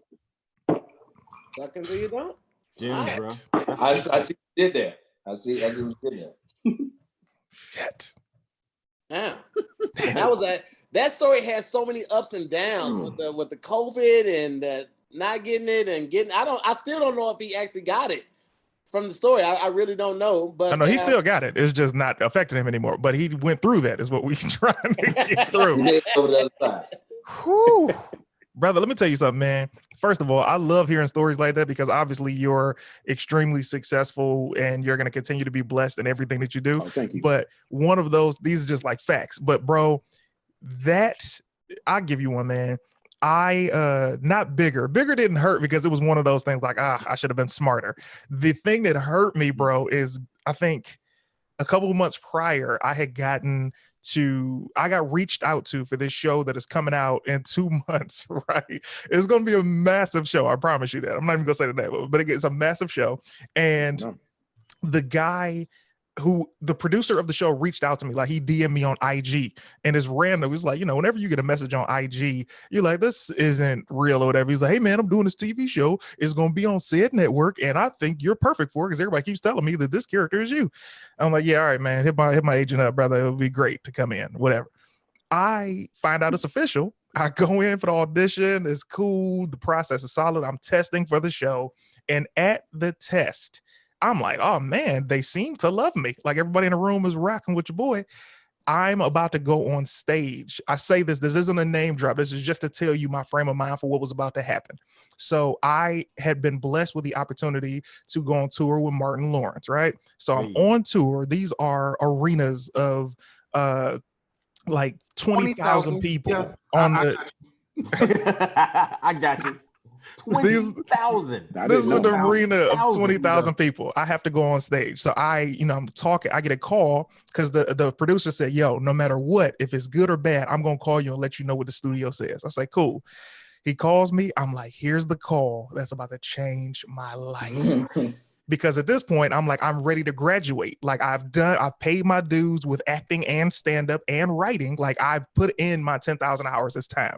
So I picked the phone up. I said, hey, what's up, man? He's like, hey, man, how are you? I say, fuck. I already know what that tone of voice is. Fuck. I say, what's up, man? He's like, so the network loves you, but the studio feels that you're too nice. I say, literally, what? He's like, yeah, you're too nice. They feel like you and such and such have way too much chemistry, and they want the character to be more disrespectful. I say, let me tell you something right now. I was only being nice because that's the act. I am an asshole. Like, let's start there. And he's like, yeah, man, but I'm gonna bring you on the show, but just not for that role. And it crushed me because I was literally 5 minutes away from them saying, ladies and gentlemen, coming to the stage, Clayton Thomas. So I had to turn my energy around to entertain these people when I felt like that was the last opportunity that was going to get me. And plus, you know how we've all been there financially. I was like, bro, this X amount of dollars per episode could change my life. And it didn't. I got rich later, but it was a longer process. Go ahead, Tahir. What you about to say? I like how you added that I got rich later. It happened later, but it did happen. Casually. No, but I wanted to, before Tahir speak, man, I wanted to say a lot of people don't understand as comedians, we have to go make people laugh no matter how we fucking feel. It does not matter how we feel. The worst thing, like I did the weekend with Corey Holcomb and knowing I had to go bury my uncle the next day. Like that was, and I had to try to stay away from COVID in Atlanta because niggas don't care nothing about COVID in Atlanta. Nobody had a mask on, and I just had to add all that up and put together a good show, man. So just hearing that, I know you to be a super dope comedian, Clayton, but it's just I love hearing those stories because the rest of the world. I think as entertainers, they don't see us as people sometimes. Right. And, make me laugh. Make me laugh. Yeah. Kanye did to David Chappelle. Like, nigga, don't ever do that to me. I hated that. I felt like David Chappelle was going to roast him so bad, but it wasn't the right time. It wasn't. Because it's going to come out on the special. What he really wanted to say is going to come out on the special. Believe it. He asked me. Yeah. Like right now, I came here to help you. You worried about a joke? Okay, nigga. Bro, it's like, here's the thing. When you get put on the spot as an entertainer, especially as a comedian, you don't like, if you say be funny right now, it's like, first of all, I thought I was already. And then to go forward, it's like, bro, this is uncomfortable. To speak to what Ryan Davis just said, and I'll circle back for the audition after the next couple of people go. To do comedy is really a labor of love. You really have to love you can't like it. You really have to be in love with it. And I imagine that's the same with any profession. But with typical jobs, like if you're a doctor or you're a teacher or something, like you're having a bad day, you just got some bad news, you can take off. With comedy, you have to still go on. I was going to St. Louis for my sister's wedding. I managed to finesse a weekend at a comedy club while I was going to be there. So I was going to do Thursday, Friday, Saturday, Sunday. That Wednesday and that Tuesday, prior to me leaving, I was supposed to be the warm-up for the reestablishment of Def Comedy Jam. Oh, I was here for that. Tuesday, I do the warm up. I just before the Comedy Jam, I did not get it, but they hit me up, was like, "Yo, you didn't get it, but we would love for you to warm up." I'm like, "Cool, I'll warm up the crowd." They're doing three shows in the night. I'm like, cool. I'll warm up the crowd. I'll manage with that. I do the first show, and I kill it. I mean, I have a fantastic show. The crowd loves me. I'm having a great time. I'm in the back, and I'm like, man, something don't feel right. Like I don't know. It might have been nerves, might have been anxiousness. I don't know. I was going through a lot. But I'm sitting down and I'm talking to Clayton. I'm like, yeah, man, my heart just feels kind of weird. He's like, your heart feels weird. I was like, yeah, it'll pass though. You know, it does it sometimes. It doesn't do that sometimes. Clayton was like, maybe you should go to the hospital. I was like, nah, I got 2 more shows. I'm not going to the hospital. He's like, nigga, okay, I'm gonna go get the medic. Anytime they're filming a major production, there's a medic on set. He goes to get the medic. The medic takes my blood pressure, takes my heart rate. Everything is escalated, right? It's elevated through the roof. So I'm like, I'm good. I'll be okay. He was like, listen, I can't make you go to the hospital, but I strongly recommend it. The producer and the director, who is Stan Lathan, who is one of the biggest names in comedy in the Black community, in Hollywood community ever, he's like, go to the hospital. I go to the hospital. Clayton, he follows me to the hospital. Go to the hospital. Farron comes up there. They put me up to EKG. Everything is fine. I had an energy drink, and I don't know why it had that effect on me that day, but that day it had that effect on me. So I'm at the hospital for about 45 hour and 15. I leave the hospital. I rush back to the venue. The second show was over with. I'm trying to get back for the third show. Third show just started. They had already put somebody up there. My good friend Nate Jackson. They put him up to do the warm-up spot. So I'm like, fuck it. All right, I'll come back tomorrow. They say, come back tomorrow, man. You're good. Don't even worry about it. Go home, get some rest. Come back tomorrow. You're fully rested. I go to therapy, which would be Wednesday. Go to therapy. And I leave therapy. And as I'm walking to my car, I get a phone call. And they say, hey, the producers of the show say you don't have to come. I was like, wait, what?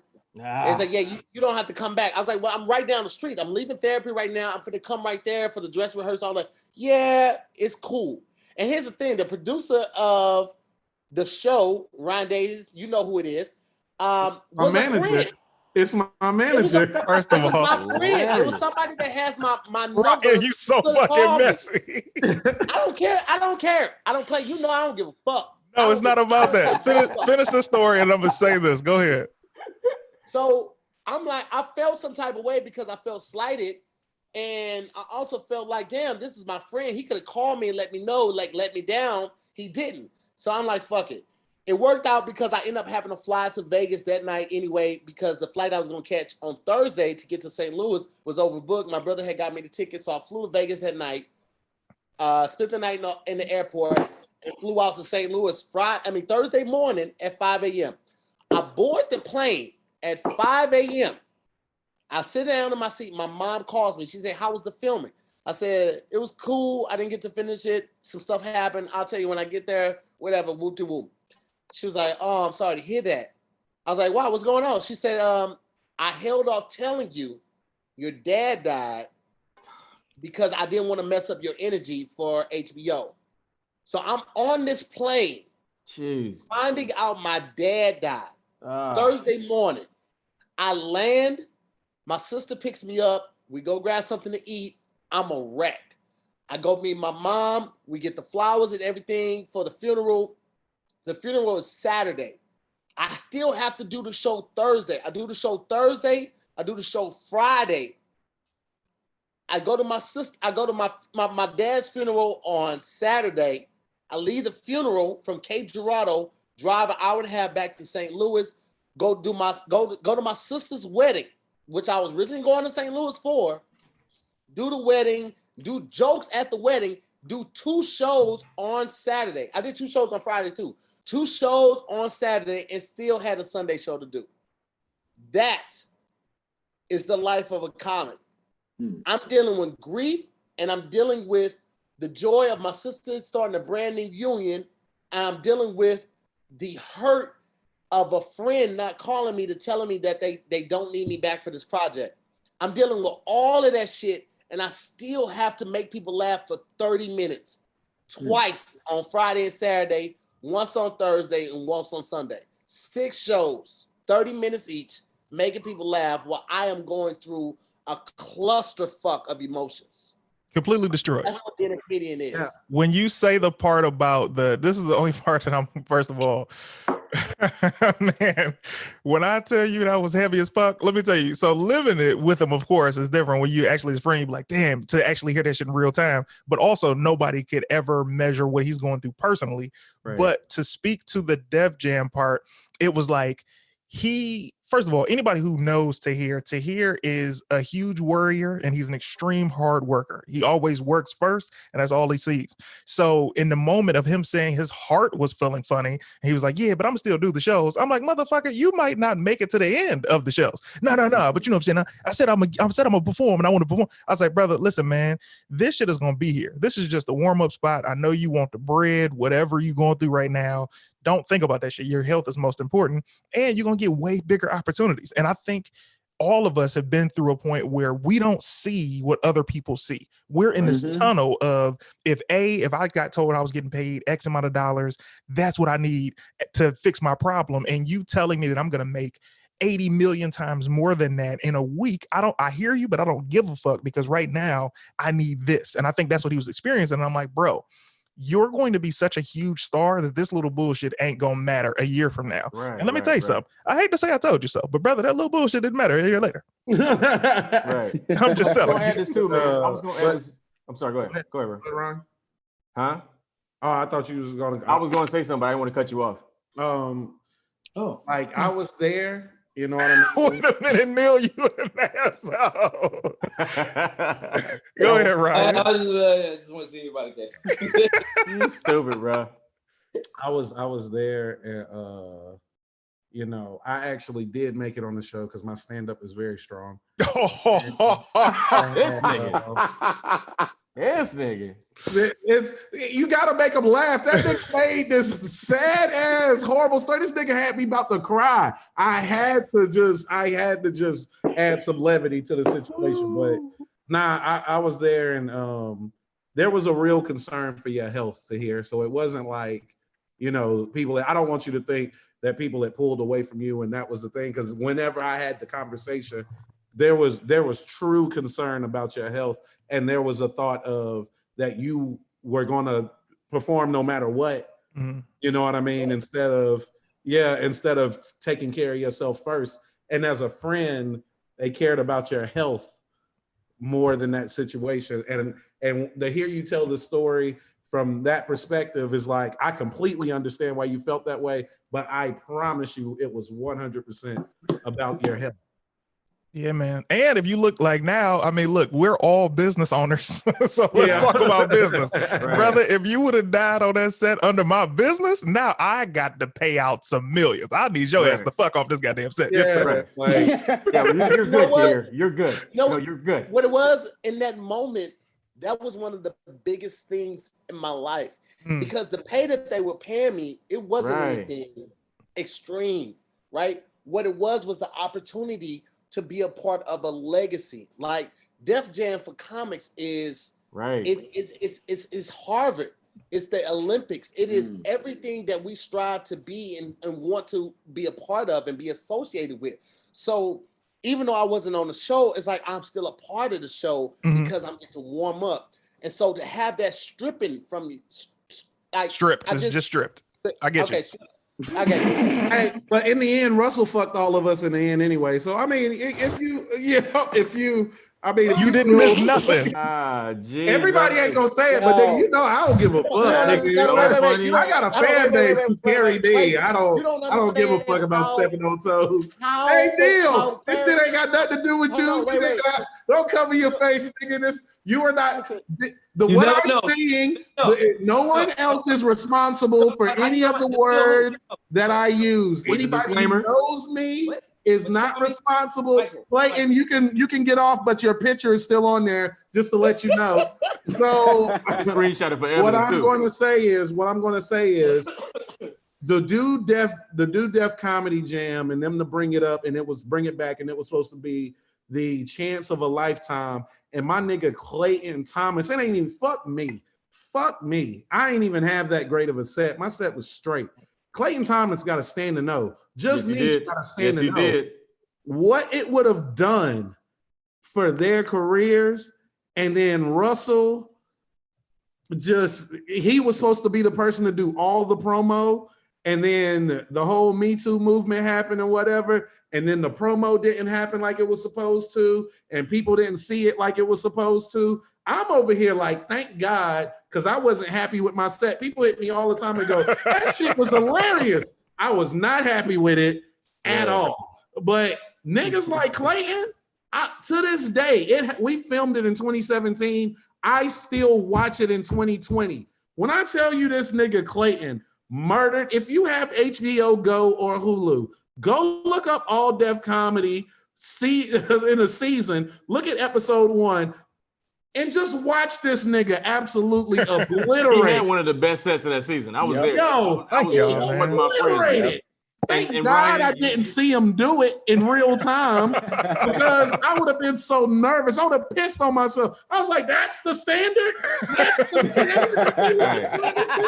And Ryan, I appreciate you being humble though, but I was in the audience too, man. You rocked it, bro. You did your thing, man. So I appreciate the humility, but he obliterated. So to hear you missed out on an opportunity, but at the same time, your name isn't tied to that whole situation that, like ours was. We got All Def Comedy. It ain't no presents. They cut out all the God bless you, good night. They cut out every single bit of what makes it. We are on the Deathless Def Comedy Jam, nigga. Like the mute comedy jam. Yo, bro. It was a blessing in disguise of your heart was telling you, hey man, you don't want to be a part of this.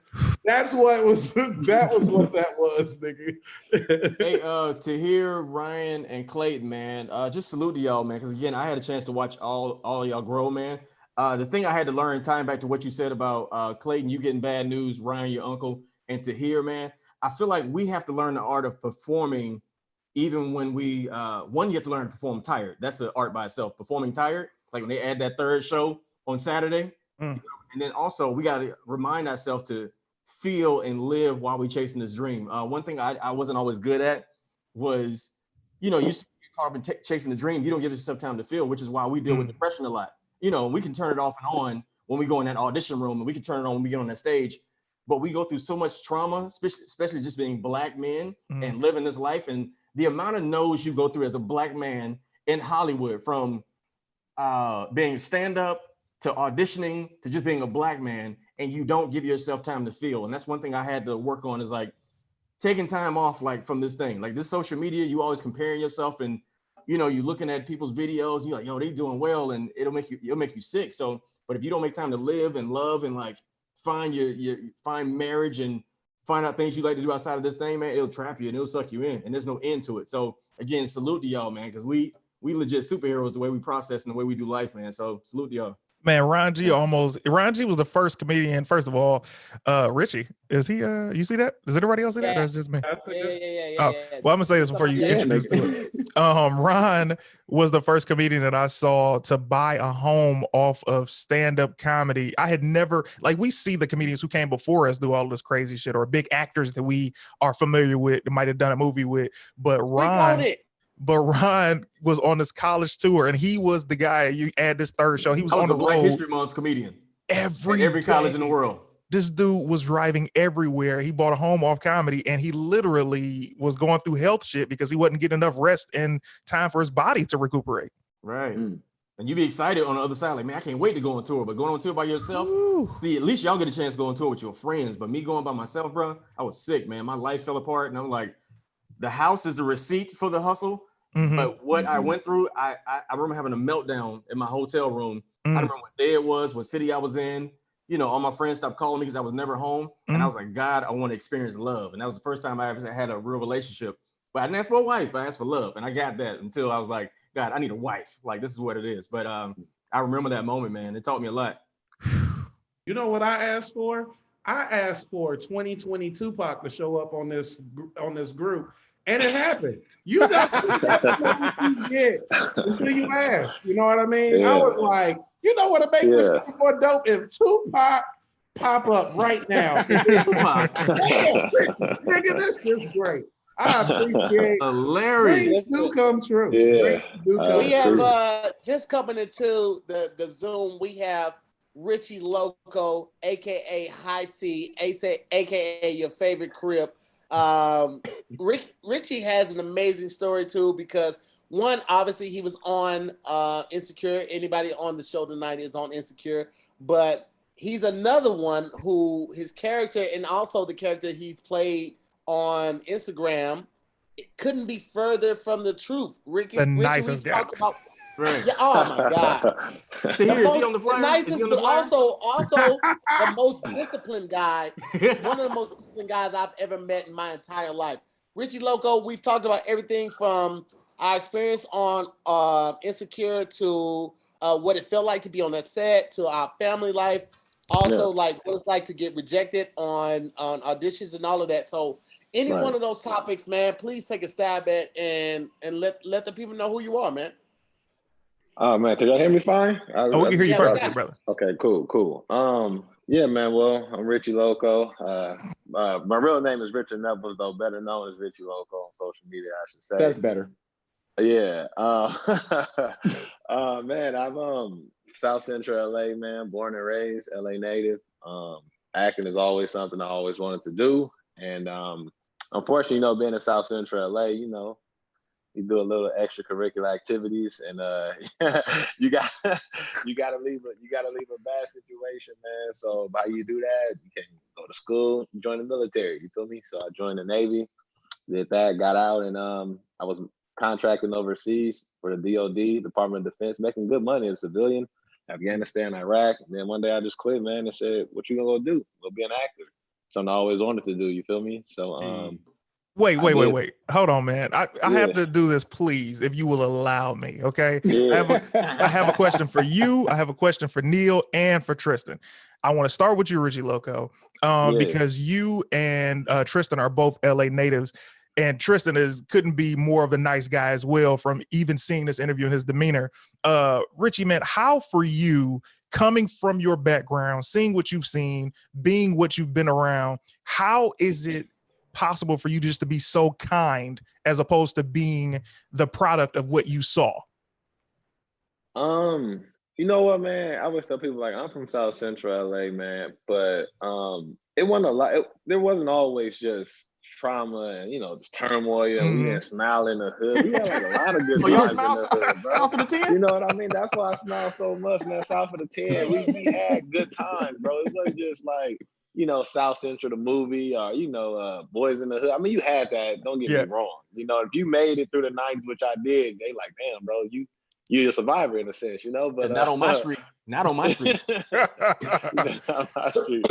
But nah, man, I've always believed in like being kind, and I'm about peace first and foremost, and I'm just like, man, if I can create peace around me, then in return create peace within my life. So I'm cool with being nice to people and being humble about things, man, and not really trying to, just stir the pot and shit, man. I'm easy going, you feel me?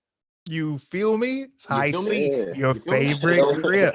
I ain't even gonna lie. I'm low key mad because he asked both of them, and I'm from the hood too, CT. Just because you ain't gotta be from South Central to be from the hood, nigga. There's hoods everywhere. This nigga just automatically just because I didn't say South Central, I didn't have a hard upbringing. Nigga, fuck you. You a nigga from Detroit. You of all people should understand that Ryan, you got a relationship with your father. Don't do that. No, nigga, I don't want to hear your response. Nigga, go back to what got the week. Continue, Richie. Continue. This is why I wanted to ask Richie and I wanted to ask Neil and Tristen, because one, I know that, I know Ryan, I know Tahir, I know Ryan, and now, of course, Richie, I know Richie before he got in. It's like, I don't want the conversation to just be for us comedians when we have these amazing actors. What I do want to know is, Neil, what is David Boreanaz like? I've been fucking with him since Angel. You understand me? Tell me. He actually like his character that he plays right now on SEAL Team. He's a kidder, he's a joker, he likes to have fun, man. He cool. He's been number one for a long time. So, he has a certain breadth and area of knowledge that he's able to impart on the show and other actors. But I've been doing this 26 years. He's been doing it like 30 some odd years. Like, You letting people know your age, Neil, when you say that. Just let me know. Hey man, I still look pretty young. The nigga look 30, but he said I've been doing this 26 years. We go, hey. My knee hurt a little bit. Yeah. He was a Disney kid. Look, my kids, my kids 22 and 20. My wife came in, she said, your son had an altercation at the court. And I'm like, what? That's why y'all saw me leave. I'm like, huh? What? Speaking of hood. And I was like, I'll be right. It was like he handled it real quick and it wasn't nothing. So whatever. But yeah, man, he's cool, man. We all, we one big dysfunctional family, being the one brother on the show, it's a they got questions, but I'm half white too, so like that. Hey, who you talking to right now? Which part of me are you asking? You want to put the white perspective or the black perspective, or you want a mixture? And listen, I feel like people would get so much from us just being on a panel and us doing this live, especially in LA, since we all are in LA. So whenever the world opens up, I'm gonna ask you brothers right now, would you guys be open to having a panel in real time and just telling people about how to perfect their craft, how to take control of their career, and how to I don't know what I'm Yeah, the funny part about that to hear is, as far as acting goes, I suck. So whenever I'm awful, right? Like I know y'all, like the people watching, I know y'all see me on shows, but there's a reason why a nigga only has like 2-3 lines. I am awful, nigga.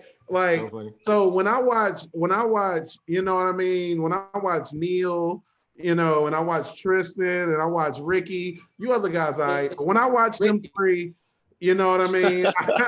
I go, what? Tahir, you messed up your line just now, bro. Yeah. Oh, nigga, Ricky. Bro. That's hilarious. His name is Richie. It's Richie. Ricky. Get it. Hey, don't feel bad, Ryan. I've been knowing Tahir over 3 years, Kev over 3, almost 4 years. They still call me Ricky, bro. So I ain't even mad at you niggas call me Ricky. Don't do that. Don't do that, Richie. Richie. You can check the tape on YouTube. Listen, Richie. Yeah. I know your name. If I said it wrong, it's because I'm drunk. It ain't because I don't know the name. I know the name. Yeah, I know the name.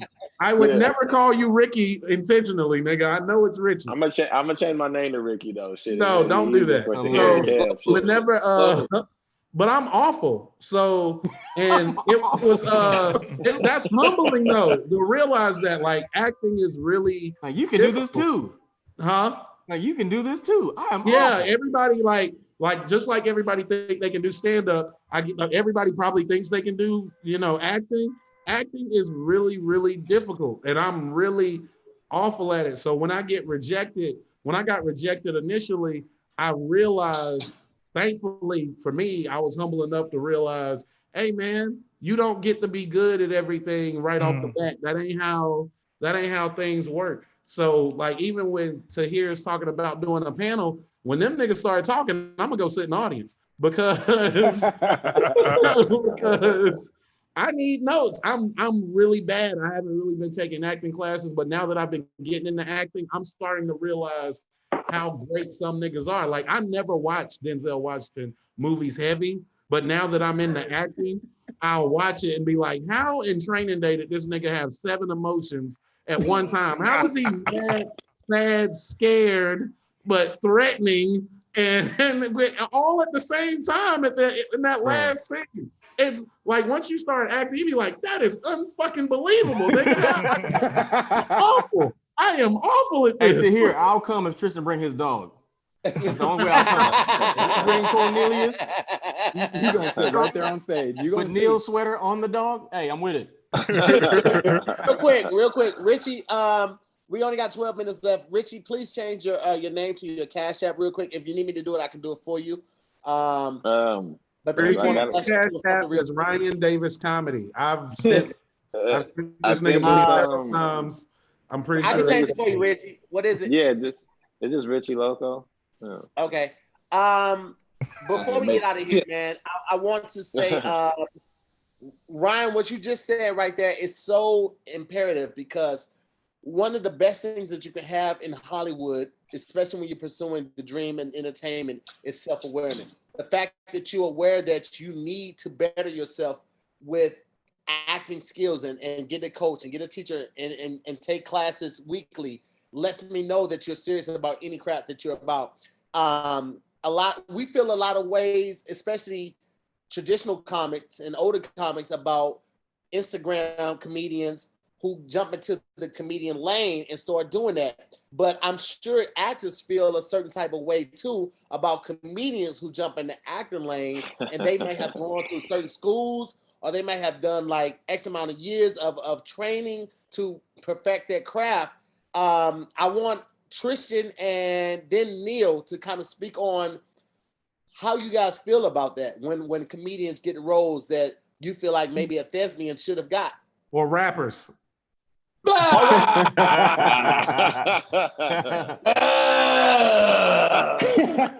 wait. Let me say this before you start. This episode may go long, guys.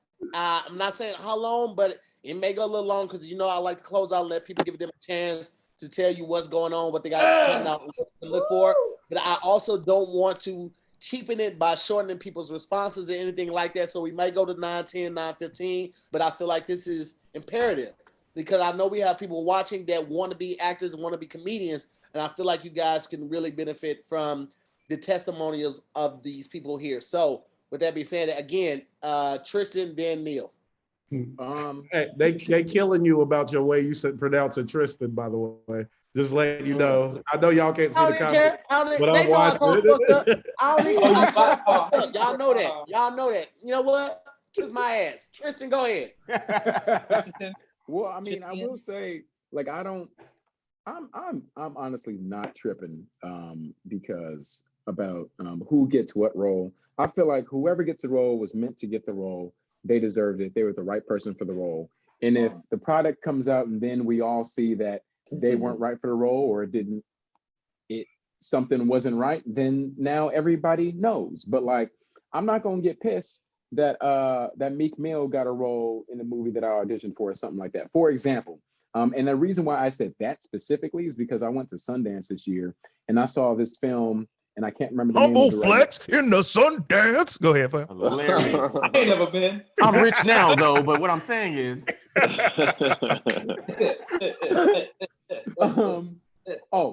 name of the film was called Charm City Kings. And it was the best film at Sundance. And it had these young Black kids in it, and everybody was dope. And Meek Mill fucking killed it. He killed the role in the movie. I was like, I did not know he had it in him. The movie was so good, and I'm so upset that COVID happened because now the world's not going to be able to see it in movie theaters. It went to a streaming service that's going to be coming out soon, but the movie is so damn good, and I'm going to be promoting the fuck out of it, and I had shit to do with the movie. So like, I'm not mad. I'm not mad if like a comedian or a rap star or someone popular who's not a traditional actor gets a role that like, I'm like, man, I should have been in it.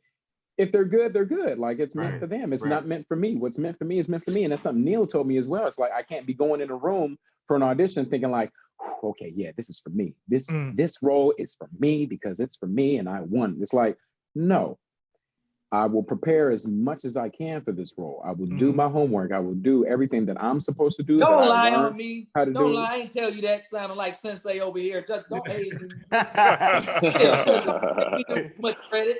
Neil gonna have to play the sense of self. I'm not that dude.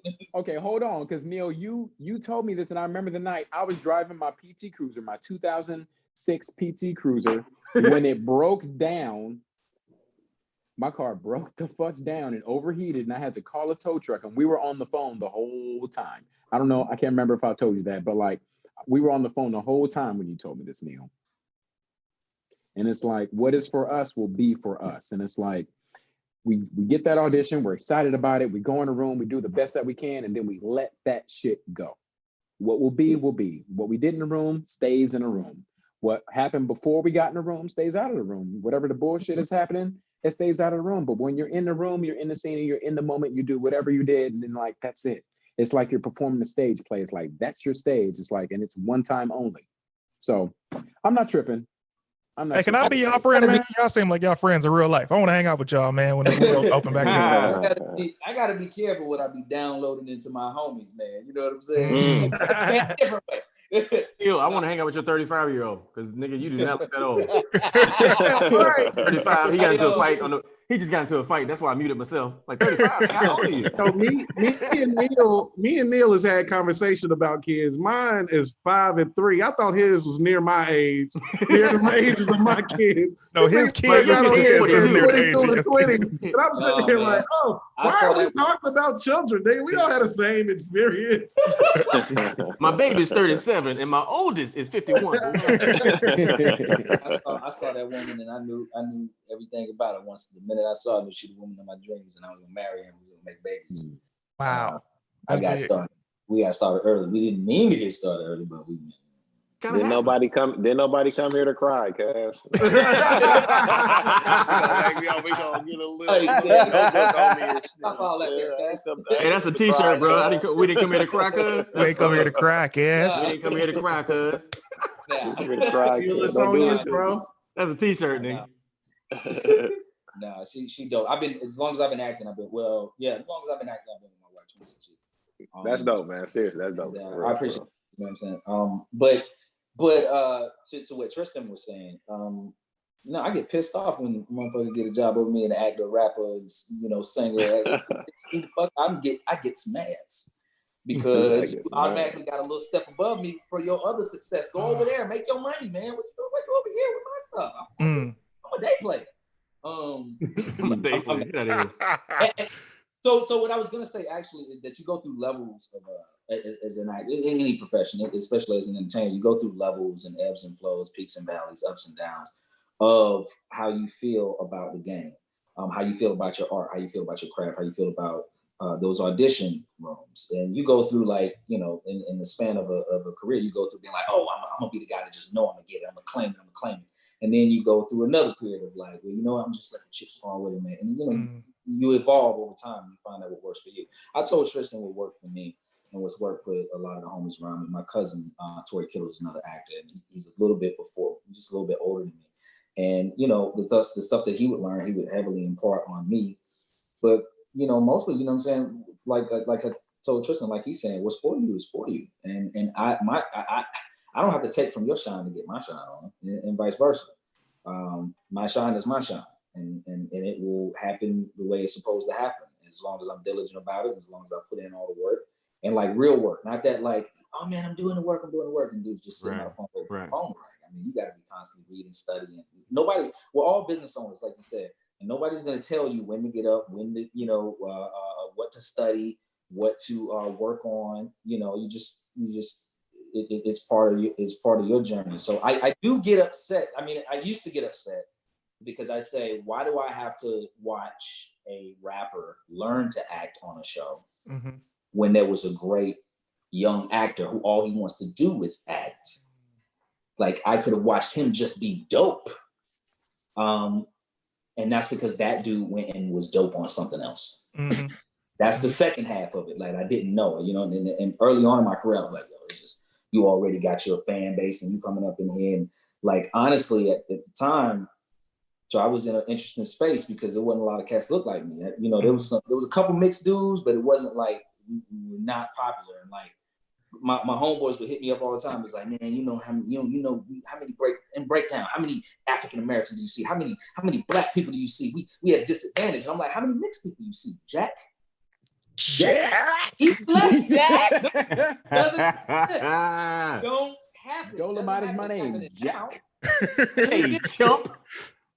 We did exist, but look at here, sucker. How many mixed people do you see out here, Jive Turkey? My baby is 42, sucker. They think I'm Spanish. I mean, they won't even let me be black. Man. Hey, he was Spanish. He was Spanish in and what's the fuck? That's the zombie show. What the fuck is it? The Walking Dead. Walking Dead. This nigga was Spanish. Ryan, all it took was a Google search for you to find it. The callback, Clayton. I'm drunk. I knew it already. I'm drunk. What's your excuse? You're right. What's your excuse, Clayton? You lazy. I had to be Spanish for so long that I would walk into the room and all the real Puerto Ricans and Boricuas and Dominicans and Mexicans would be like, what are you even doing here, man? Like they were mad, bro. They're like, why are you here? And I was like, my great grandma, my great grandma was knew a Spanish person, you know. You know, no, that's like in there, but like a lot of people don't even really know my full mix. Nigga, my but son anyway, burritos. but what I was saying was like, and at that time, because it was so difficult, you know, Black people, we didn't compete against all other actors. First of all, there wasn't that many roles. And then the roles that there were, you weren't competing against just another actor. You were competing against a rapper, a singer, a dancer. You were competing against a comedian. And most of these guys were way more famous than you. White people weren't dealing with this at the time. Like when I first started out, you know, 10, 15 years into it, they weren't dealing with, you know, having to go up against all of the other entertainers, including actors. You know what I'm saying? For these very few roles, you got this many roles and you got this many people, you know, this many people. So, but then I had to learn that, no, I'm making this about someone else other than myself.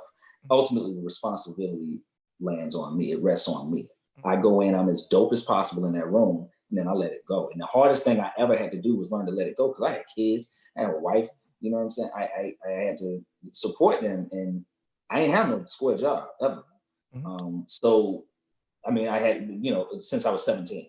So it was like, so it was like a forced kind of learning, you know, a forced process. But I want to ask one more question to the actors before we get out of here. And Neil, I completely agree with you, what you said, and also what Tristen said. When it's for you, it's for you. Like nobody can take a role for you that was meant for you. If God said it was so, it's going to happen. I fully believe that wholeheartedly, and I accept that and adapt it to everything that I go out for in my life. So when it comes to rappers and dancers and singers and stuff like that, you guys have given your opinion. But what about when it comes to like British actors getting roles like a John Bodega, David Oyelowo? You say what? John Bodega. I thought you were looking for John Boyega or David Oyelowo. I didn't know who you were. Yeah. I'm here to help, baby. That's exactly what I said. I'm here to help, baby. I'm just here to help. I was on Instagram had this thing today where they announced that they're basically coming out with a TikTok. So you guys will start seeing this in a couple of days from the beta testers, who are a lot of Black creators. And I was on this conference virtual meeting today. I got and that's going to come out. And for some reason they had John Boyega there, and it made me think about that. Like you think about acting and you think about all the people who are here, and a lot of big roles are going to people who are from the UK. Do you guys apply that same type of John Bodega? These comments got me John. Somebody said John Boyardee. If you give me 6 times to say his name, I'm gonna say it wrong 5 times. You understand? John Bodega, bro. You make the best deli sandwiches in New York.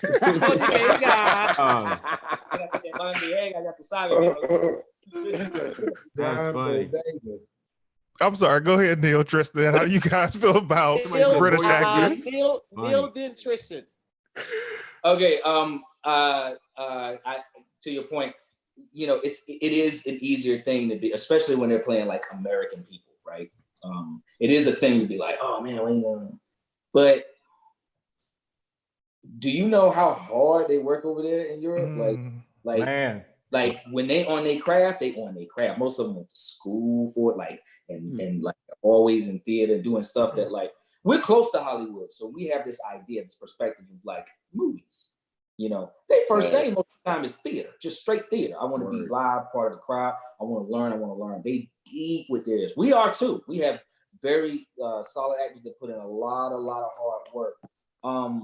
But they do too. So they deserve the right to compete. And if they went out, they just went out. That's just what it is. You know, you take the L and move on. I just don't see like the problem. You've seen all these great performances from them because have you ever watched their television? I mean, you believe everything. You can watch a lot of American. Right. Oh my God. Oh my God. You know, you don't believe nothing. You know, because we got a lot of it. They stuff. Have you watched some Korean shows? I mean, I be stuck in there. I'm like, yo, I don't even know what they're saying, and I believe every bit of it. Right. You know what I'm saying? So they put a lot of work in without the money, because we make way more money than them. We got the union, we got all that stuff, and they're doing a lot more for less a lot of time. So, you know, I think that gives them more than the right to compete against us. And all I would just say, just be better over here. Word. Go ahead, Brian. Talk about that. Yeah, my only issue is, like, look, I love British actors. They're What's great. up, Austin? Got to say what's up to your background since he walked Hey, and grabbed the he was refrigerator. trying to sneak by without being mentioned, and then you said so. I was like, yeah, just go through. Ain't nobody gonna say nothing. And sure enough, CT's like, what up, Austin? Nigga was trying to sneak through. He got hungry. How long is this show? I need a snack. That nigga wanted to eat some jumbo bodega sandwich. Yeah, so my only issue is when they play our heroes. Like, being black in America is very important to us. You know what I mean? Because we've been through what we've been through. We go through what we go through. And those stories mean a lot to us. You know, our heroes. If somebody British played Jackie Robinson or James Brown or, you know, something like that, it wouldn't sit well with me, man. It just doesn't. Right. You know what I mean? Like, well, because we're not playing there. I mean, we wouldn't. They wouldn't. Yeah, we don't play their heroes. Dope. Yeah. Right. Like, you know what I'm saying? At that time, but that's because we don't have it. I tell people all the time, there's like, why do British people, why are they able to sound like Americans all the time? And like Americans, a lot of time when we try to sound like British people, we just trash. That's because they listen to our TV. They watch our TV all the time. They listen to American voices all the time. Right. How much British television did any of y'all? I mean, like, do they really watch? Like, I watched Dirk Gently. Honestly, how would y'all feel if they did the Outcast story and both them niggas was British? How would you feel? I'd be hurt, bro. I don't care how great of a job they'll do. Nigga, as a nigga from the South who grew up in 2000, man. Niggas, nigga, that'll burn me up. Me and your mom too? Like, mom? Like, what? My mom? Yeah. Fuck Baghdad. We had to drop bombs over Hollywood. Fuck that. Like, that wouldn't fly at all. I'm sorry. Yeah, but I mean, it's us to be dope enough to like make them not an afterthought. You know, you got to be like dope and authentic. But their ear is so different. But I think I've been on tour in the UK a few times too, and there's so many different types of people. Humble flex all over the world, international. Hilarious. That was before I was rich. But listen, hey, but listen, man, when you're there, you see white guys do Jamaican accents because there's so many different types of people. Like, I'm from the South. I didn't really grow up around Jamaicans, but again, if you're in New York, you hear that. But going to London and watching them code switch, as we call it, and to be able to do, like my man Damson Idris from Snowfall, bro, and to do a West Coast accent, nigga, thoroughly impressed. So it's kind of dope to see all that and see the transition. Nigga. I want to get your take on it real quick. Who? Richie. Honestly, man. Richie. No, not Richie. Tristan. Oh, okay. So you over here eating while you supposed to be hosting. That's your problem, Tahir. You always playing. You run up and down the street, always playing. You say you had a gun when you seen him. And ain't one fool in the hood to play like that. Register what he's doing. He's just letting it happen. You know what I mean? Solid ass accent. Wicked, mate. I'm to answer the question, like, that shit is so tight to me, like, because I love voices. Like, for example, what I do with Thug Yoda is like I listen. Like, I used to get in trouble all the time for imitating my uncles. Like, I got an Uncle Craig, and he kind of sound like this. So sometimes I'll be doing that in front of my family, and be like, what you say? Okay. And so, like, I've always done this. I've always just like had an ear or like imitated folks and shit like that. So when I see British actors or when I see a performance and then I look them up because that's what I do, and then I see they're from England, I'm like, that shit is tight. Like, did y'all know this nigga Delroy Lindo is British? Yeah, I didn't know that. You just Wait, he told me. is? Yeah, you just let me know that. I Just had no now? idea. Wow. Like today? Legendary. Yeah, I didn't know Idris was forever until he did the movie where they were robbing shit and he played a British black dude. And I was like, damn, this is the Takers. And he was like, I was like, even he could even do a British accent. I was so amazed. And everybody was like, nigga, that's his voice. This is the one time he's not acting. This is the one. Wait.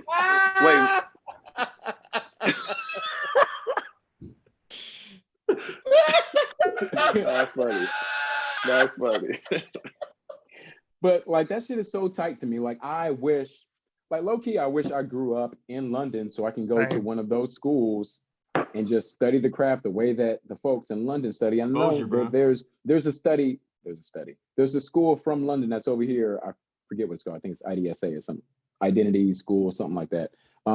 They're over here from London, and I'm like, next time when COVID's not happening, I might just slide over to that school and learn what the fuck they teaching, because like that shit is so amazing to me. It's like I would love to use like my ability to like change my voice and shit and just use that with the character role, because I've done that with baby voice Darius and I've done that with Thug Yoda.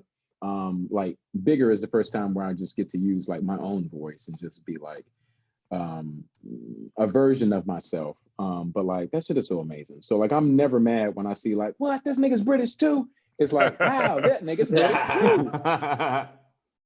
I think when that came from, when you talked earlier to hear about the access, not to overjump you, Rich, but when we look at the comedians who started on social media and get a chance to have that fan base, I think a lot of the older comedians were angry because they're like, yo, it's just what you said earlier, Neil, where you're like, yo, you know what I'm saying? You have this fan base already. I have been working so hard to get to that point. Like for me, I almost wish I would have done social media before I started stand-up 15 years ago, because if I would have just focused on getting the crowd, then who knows what would have happened, compared to the comedians who told me, yeah, if you just get really, really funny and get an hour worth of material, you'll get a chance to headline everywhere. But when we it didn't isn't know. like that. We didn't know, but the good part is you picked up, you adjusted. And for all of us that's on this Zoom right now, we all have to learn how to adapt to the world we live in now, especially comedians, because I heard this comedian say dudes didn't want to do his online show, but they want to do his podcast. And they're like, nigga, it's the same thing. Like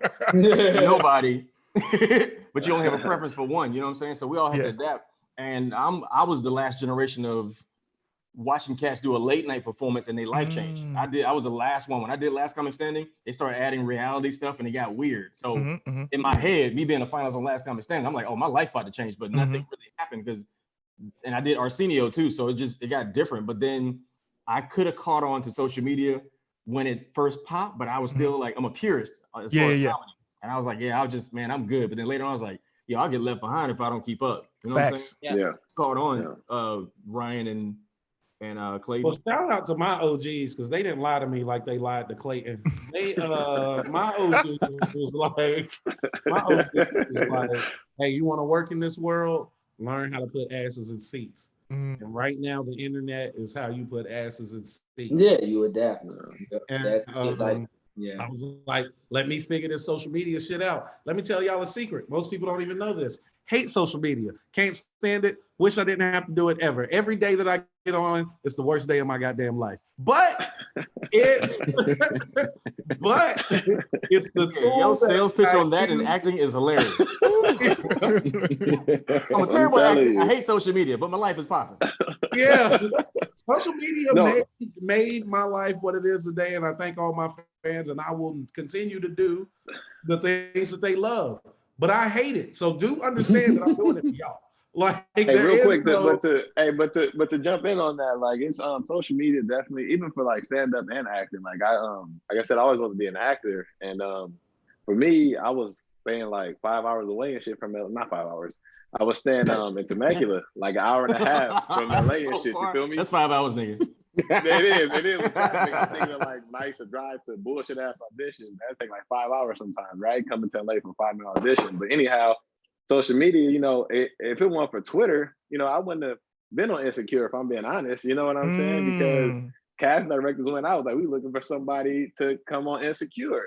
And he just so happened to see my shit. And I'm like, wow, that's crazy. It all started with me picking up a phone, like making my own sketches by myself. My wife just come home in the middle of the day, like, you a weirdo. What are you doing? Like, I'm talking to myself. I'm doing this. You know what I mean? She's like, you weird as hell for this. And I'm like, look where it got us. Like, not only have I been on television, my kids too. So like, damn, like, you know, and that's the power of social media. So I think a lot of, like Ron was saying, a lot of people, they don't want to conform to that. They're like, I'm a purist, but at the end of the day, it's like, what's the now? It's not the way. Like, the internet is the now, and you have to be there. You know what I mean? Like, you have to.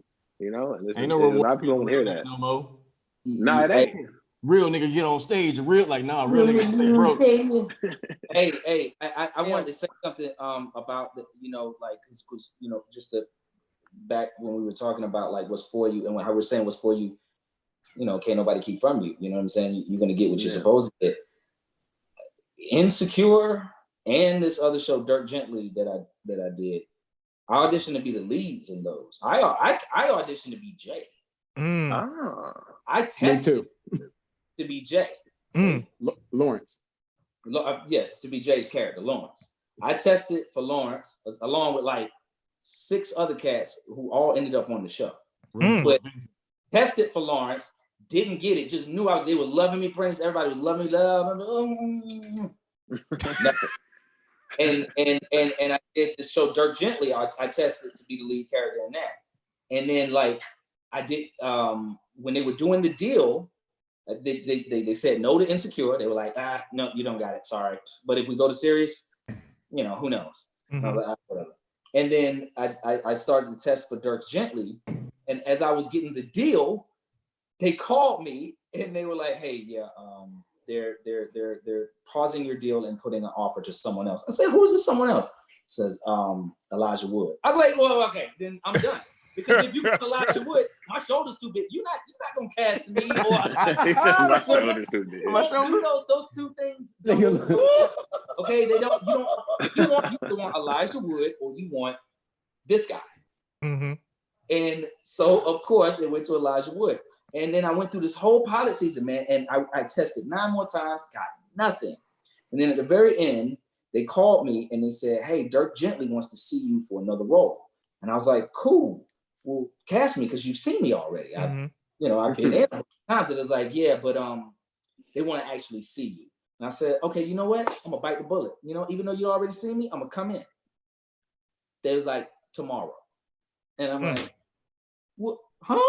What? Y'all ain't gonna give me a lead in or nothing? And I was like, okay, you know what? Yeah, I'll do it tomorrow. What is it?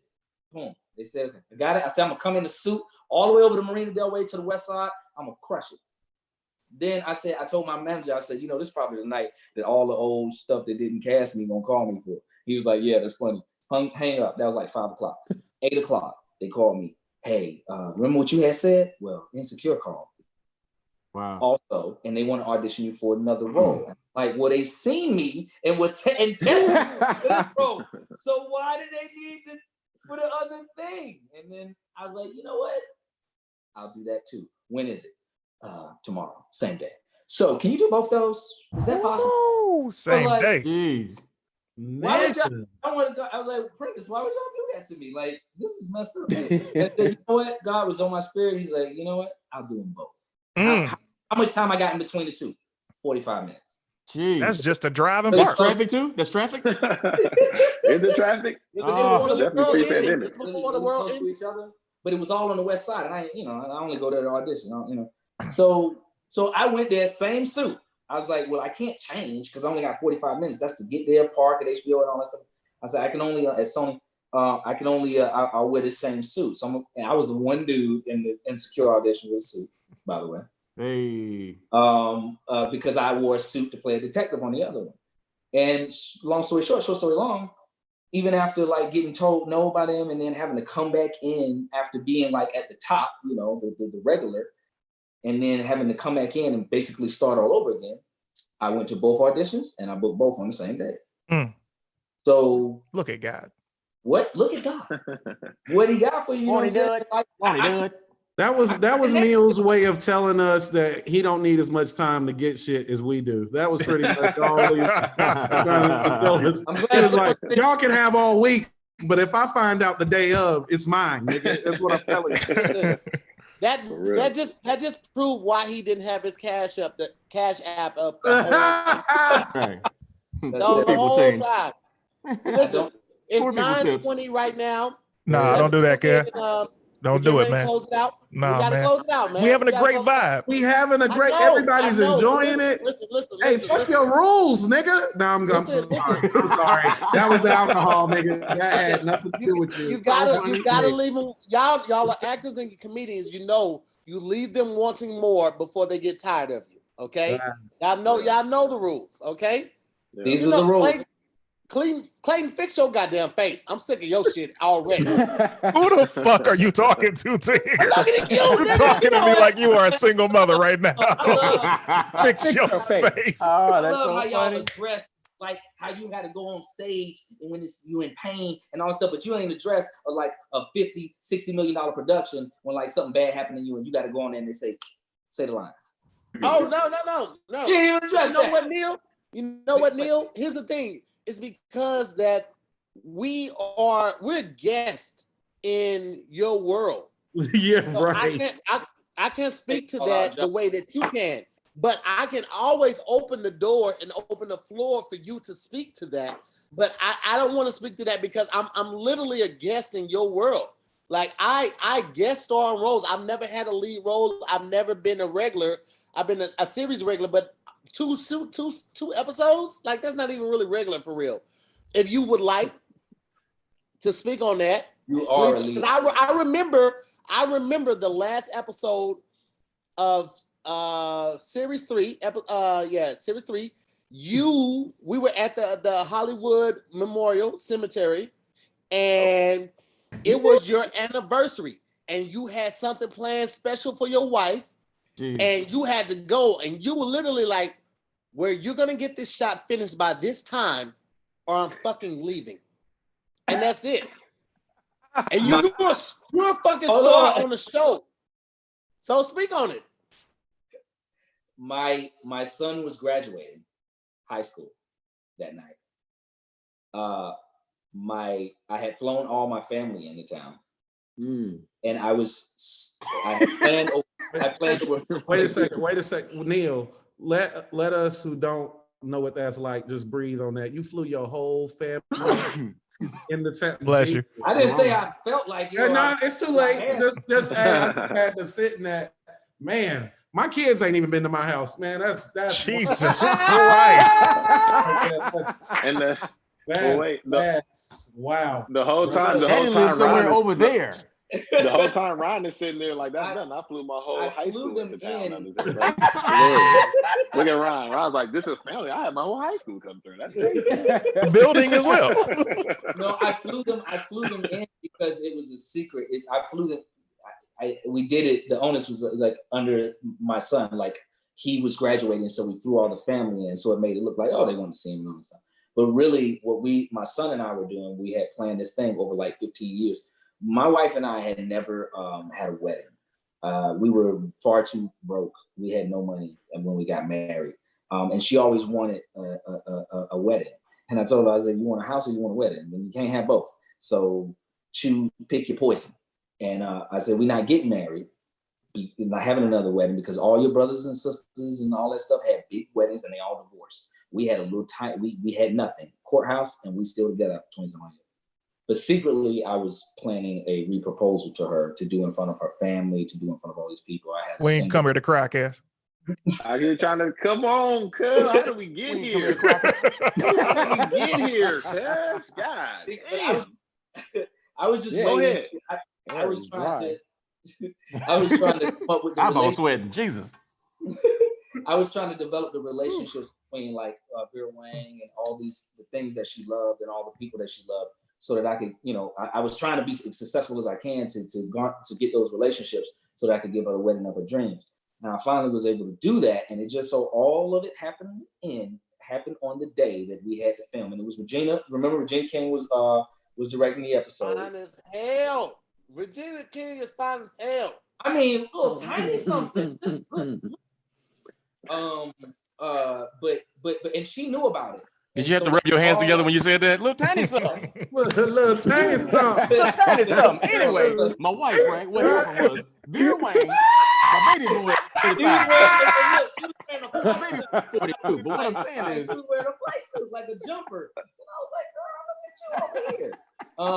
But so, and they had changed some lines and stuff like that, and I had to learn the stuff, and I had to shoot that scene and then get dressed to go to the graduations, my son's graduation, and then take my wife to the restaurant where we were having a celebration for Ethan with all these people, and then the singers and stuff came up. I had to sneak off into the bathroom to get into my tux, which they had hung up there. It was a whole big, huge setup. I couldn't have done it without like much smarter people than myself. But it was just all of these things that I had to do and set up and make sure everybody was in their right place and all that stuff, and still nail that scene.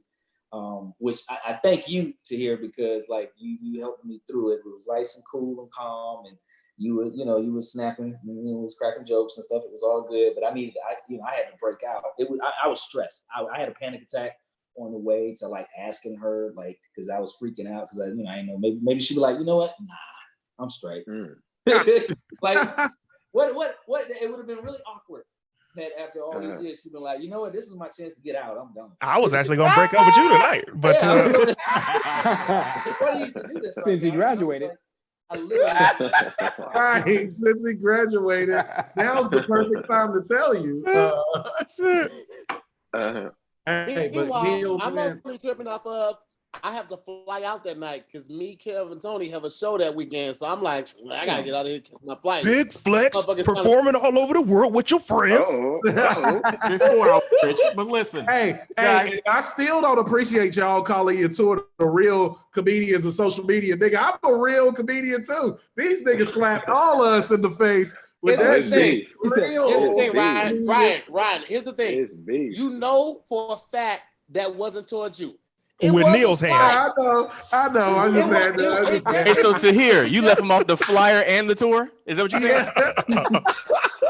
It wasn't my Big tour. Flex, editing. Ryan, it wasn't my tour to do.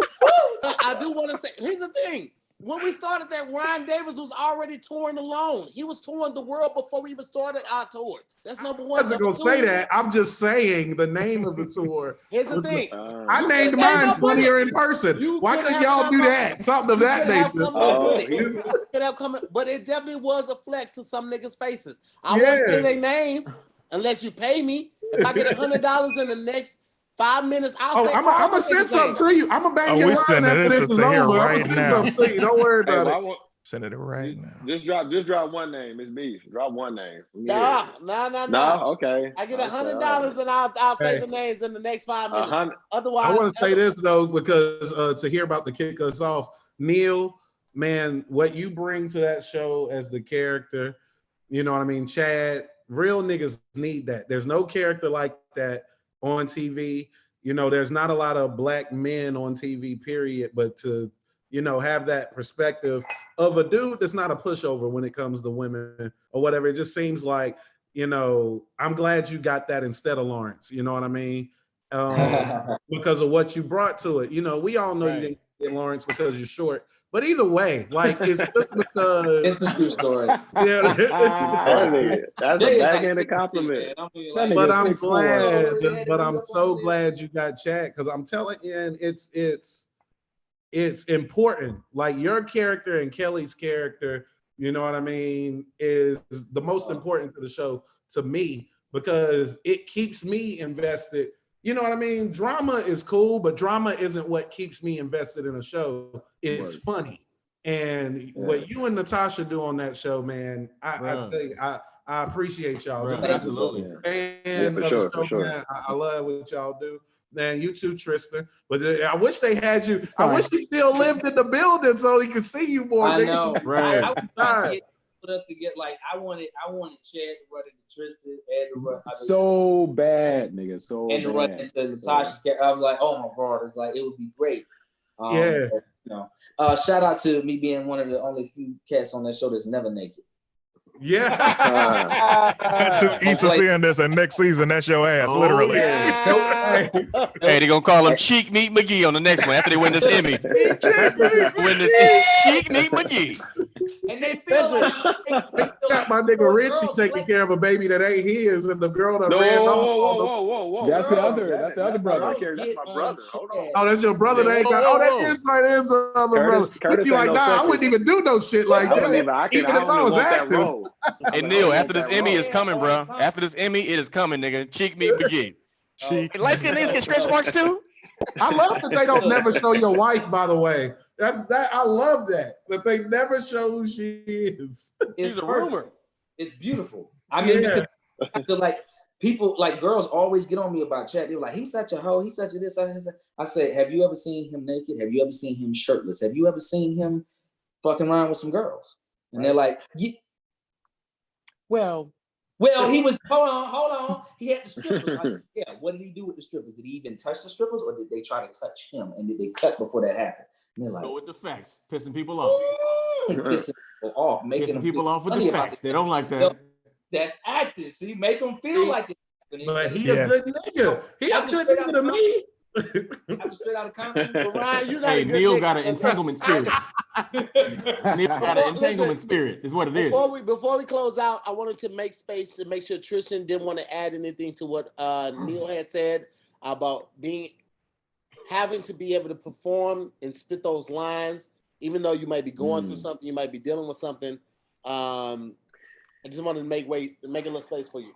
Yo, I will say this: the very first scene that I filmed for Insecure, Thug Yoda's debut, I remember that I was taken aback because one, it was a day before my 30th birthday, and I remember I told myself when I was back working at Target as a fucking guest service team leader, making $12 an hour. I remember I told myself, team leader.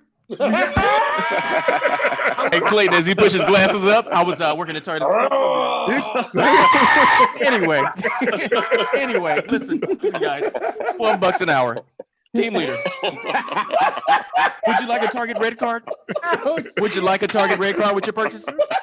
I used to work there too, bro. You can save 10% on all your purchases. Listen, guys. So what? That's funny. But like I told myself, because I've always been a performer. I'm not gonna get into it because we ain't got that much time. I've always been a performer, and so when I was there, I would told myself like, by the time I'm 30, I want to be professionally acting. I didn't know how that shit was gonna happen, and so like I'm on set. I've got the fucking black tank top on. I don't say that other word. I got the black tank top on and shit, and I'm just there with my pretend daughter, and it's a day before my 30th birthday, and I'm like, fuck. This was for me. And I'm just thinking about this. I'm supposed to be in fucking character as Thug Yoda, as somebody who's supposed to be like talking about his baby mama and shit. And I remember I did the scene the first time. And then like Issa came over and she was like, hey, and we're friends. We went to high school together and shit. And I did Awkward Black Girl and we're friends. And she came over. She was like, hey, you're a little, you seem a little stiff, like, just loosen up, whatever. Because I was just thinking about everything that had happened. I was thinking about that moment when I was at Target. I was thinking about, performing when I was younger and at Amazing Grace Conservatory and like all this shit. And I was thinking about how all this culminated into me finally being on this show, playing a character on HBO. And it was just like, fuck. And I was just kind of lost in that moment. And then she kind of snapped me back to reality. And then we got it. And she was like, let's do something else. And then we did another take and shit. And so it's just like, it was just, it was hard in the moment because I was thinking about how grateful I was about everything. But then it's like, all right, nigga, snap out of it. Yeah. Show must time to go get to on. work. Yeah. Real talk. We get to use it though. I mean, I don't know if comedians, I don't know, because I've had like very close family members die right before, like, and my mom, I don't know why my mom would call and told me, but like my grandmama, my other grandma, like right before I had to film the scene. And one of the beautiful things about acting is the show must go on because you can't say you can't do your job when it's a 10, 20, $100 million production. They're like, really? You want to do this? You gonna do this? No flex, Clayton? No flex? Okay. No flex. Oh, No flex? Straight No out of flex. Compton. No flex on? No flex? I've acted in plenty of $25,000 productions. A flat tire right before you shoot an Instagram video. It was like I was supposed to go Instagram live, and I had a flat tire, nigga. I don't know if this works with comedy. I don't know if it works with like performing on stage, but we can use it. And you know, my grandma died, and my dad was a. It's funny because now he gets emotional, but my whole life I've never seen my dad cry, but one time, and that's when I broke his heart because I, you know, got into another fight in school and got suspended again. And like, I was a knucklehead, but like he taught me, you don't cry. And so oh yeah, grandma died. Okay, you know what I'm saying. So suck it up. You gotta do what you gotta do. Great. And I couldn't handle it. It's in the scene. If you watch the show, you'll see my partner dies in my arms, and that's me actually thinking about my grandma Brown, my grandma Imogen. So you can use it. I don't know that. So there's a difference. That's a skill unto itself now. You can't, because you just can't just be like, I mean, you still like, oh, I got to shoot and then run and then but I got to let this thing flow through me. So as an actor, you can use that. You can, like Tristen, you could use like that feeling of like, wow, I'm here, and then put it into your character, and somehow it just creates this more layered character. I don't know if that works. I mean, for performing as a comedian on stage. I mean, because you got to. Oh yeah, it works. It works. Yeah. We're taught to use everything. Everything. Yeah. Neil, what was your grandmother's name? Imogen. That's my mother's name. How about that? Oh, really? Emma Jean McCombs is my mother's name. I always say it in all my videos. That's literally my mother's name. And my grandmother's name was Emma Jean as well. My mom was a junior. Oh, really? Yeah. Is that okay to laugh? Can I laugh at that? Go ahead. Emma Jean Jr. nigga. Now I didn't laugh. I'm laughing at Ron ass for asking. Emma Jean Jr. That's my mom's name, Emma Jean McCombs. Both of them. Emma Jean the third is what she is. Your mama was born with a bank account and some butterscotch in her head. She was born with a checkbook and an attitude and a chip on her shoulders. Your mama was born and she said, I'm too tired. Baby came out with a hymnal, nigga. Listen. A hymnal? This has undoubtedly been one of my favorite zones. Undoubtedly. If for no other reason than Black men being vulnerable, expressing the heartfelt moments of failure, of rejection, and also expressing the wins and the successes of our life. Ron is very vocal about his wife and where he is with his. The same with Richie Loco, the same with Clayton, and the same with Neil as well. Ron is very expressive about his children and where he is in life, and Tristen is very expressive about his dog. So I want to say that based on that alone, man, even if we don't do the panel, man, I if you guys are consenting, I would love for everyone to I would like to send everybody each other's numbers if everyone consents to it. Just so we can keep this going, man, because we need, outside of like the platform to do it, we need a place for us to be men and be able to express everything that we go through. Because as Black men in society, we always expected to be strong. We always expected to be tough. And these are the restrictions and guidelines that society sets upon us. But we need time to talk about the Imogens. We need time to talk about you know, the being in the moment and realizing that everything that's happened at this point was manifested before me. I'm just now getting to that point. As Tristen said, we need time to express how thankful we are for our wives, as Clayton and Ranji and myself have said. We need time to appreciate our kids the way that Ryan Davis and Richie Loco does. So if you guys are consenting to something, I would love to like just put an email together, put everybody's contact in there, just so we can, you know, keep in contact with each other, check up on each other, because you guys are an amazing group of Black men. I think it can be very essential for us to be able to lift each other up, check in on each other, and keep each other encouraged with that. With that being said, I want to thank everybody that has watched thus far, And at this point, I wanted to create a little space for everybody to tell people what they got going on, what people can look out for them. And if you want to thank people for their donations, you can do that now. If you guys still want to make donations, you still have time right now. Everybody's name is on there. Please donate to them. This was an amazing show. So let's go. Richie, Ron, Clayton, Neil, Tristen, Ryan. Okay. Yeah, man. Once again, I'm Richie Loco. I'm going out every Saturday in front of LA Memorial Park, right in front of LA High, every Saturday at 2. We go out and march, man. I just want to keep reminding people that this is a movement, not a moment. So I want to encourage all of y'all, man, to keep fighting a good fight and don't give up. And we got a long way to go, but we just got to keep going. That's all I want to say. Richie, what's your socials, and did anybody donate that you want to thank? You don't have to say that amount, but you can say. I don't even know. I've been seeing my text coming up, man. I didn't jump on my computer. I jumped on my phone, so I was just walking the house and you text me. But if you did donate, I think I got some Cash App.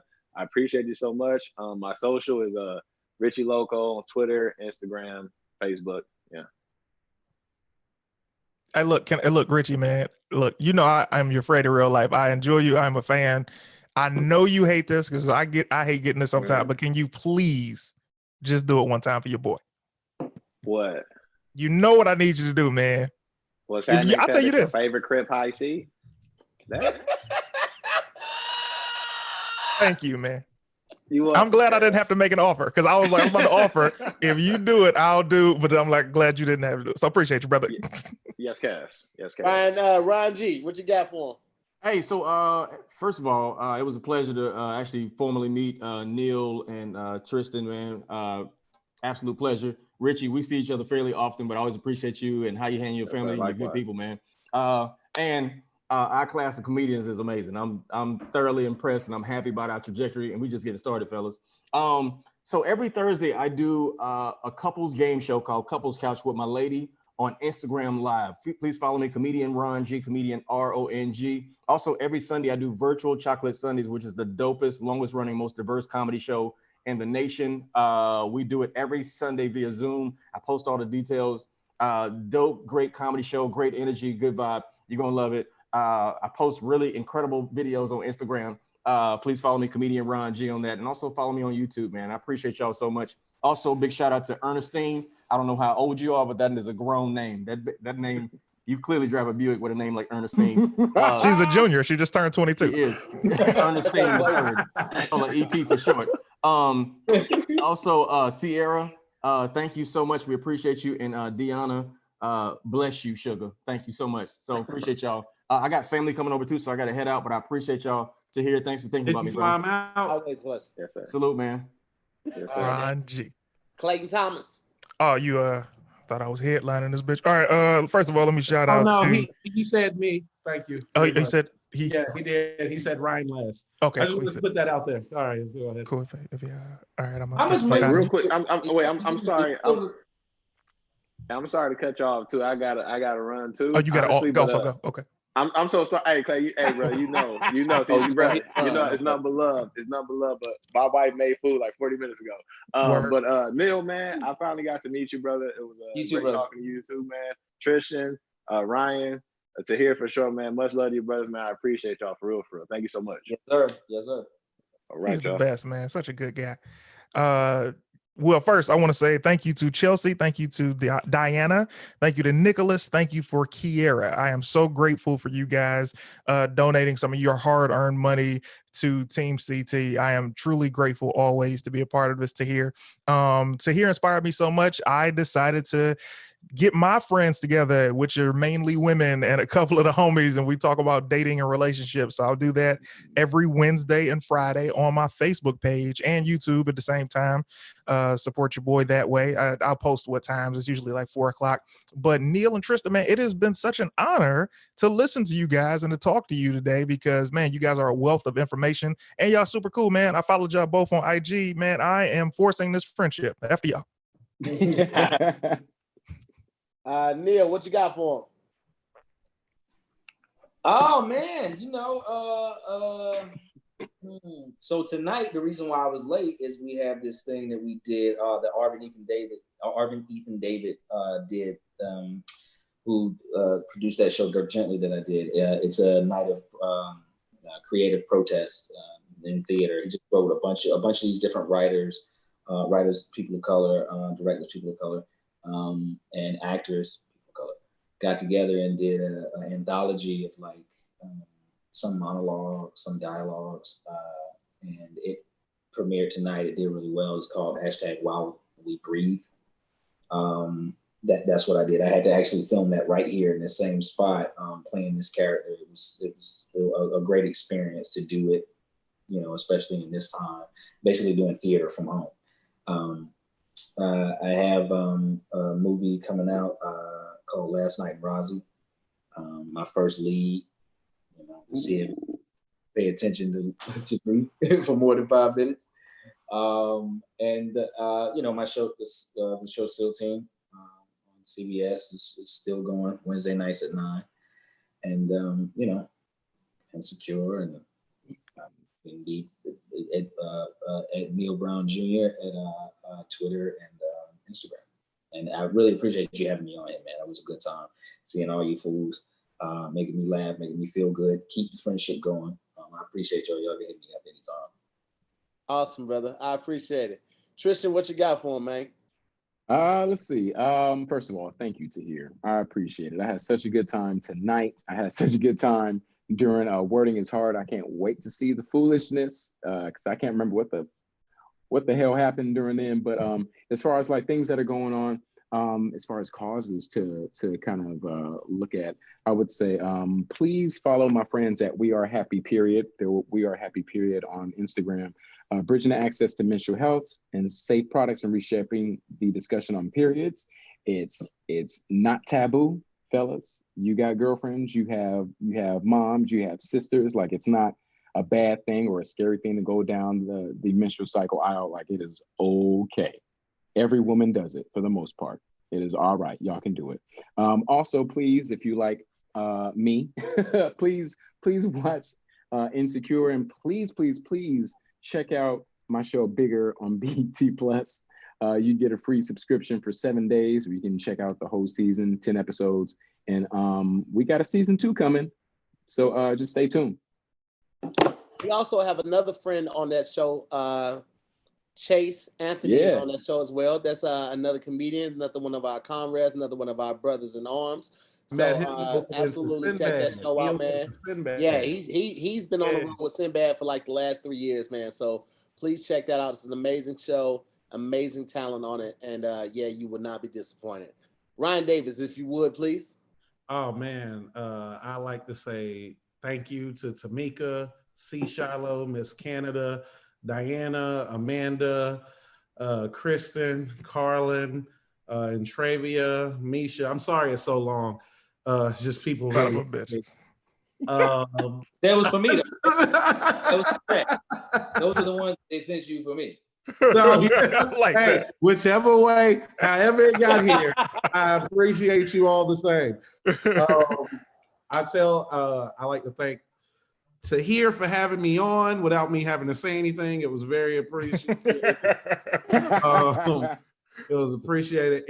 I am so glad to finally have met Tristen. I met everybody else on here. I did not run it. Were you at the rap party? Yeah. We just didn't end up speaking to each other. That's me. I'm real weird publicly, like for real. Me too. Yeah. So that explains like, yeah, like people be like, man, I can't wait to meet Ryan Davis. I know he's gonna be so fun. No. Weird. I'm afraid. The way y'all see me interact with these niggas, I like these niggas. I know these niggas. I'm not this person right off the bat. But make sure you check out Clayton. Clayton's sitting here making requests. So Clayton, I need you to do, I know y'all fucking. I need you to do it for me. What? No, you're asking for requests. We're taking requests? That's why I was glad he didn't ask me to say anything, because I knew he was going to ask that. I knew it was coming. I was like, yeah, here we go.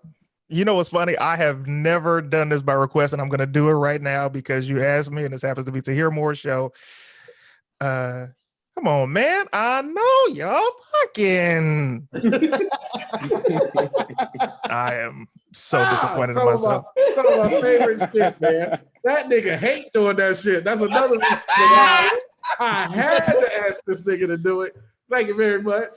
Oh man, y'all check out Bigger. I subscribe to BET Plus. I watched everything. It's worth to watch, you guys. Make sure y'all go check that out. I'm not really much for self-promoting right now. You know, everybody else got their thing going on. Support my friends. That's cool. If you want to support me, just look at With All Due Offense on YouTube, and on my Instagram is Ryan Davis Comedy. You can go to Hulu right now or HBO Go, and you can see me on All Deaf Comedy. You can see me on Curb Your Enthusiasm. You can see me on Insecure. You know, I'm all over HBO now that I think about it. I'm doing all right. It's been a decent year. If you wanna support me, but it ain't about me. Support my friends. They're great people. Check out my episode on Wording is Hard on Tahir's page. You know what I mean? I don't get the money for that. It all goes to Tahir. So make sure y'all watch that because it's an excellent episode, and I was glad to do it for free. So whenever everybody does it for free, Ryan. I'm not as successful as any.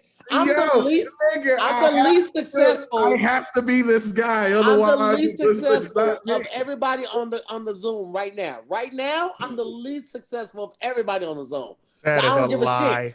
That is a lie. It's not. You are a superstar. The world loves you. You're killing it. Look at all the people in here. Yeah. Hey, wait a second. I'm reading the comments. No, wait. Clayton, you're headlining, right? Headlining right? What? Not this Zoom. No.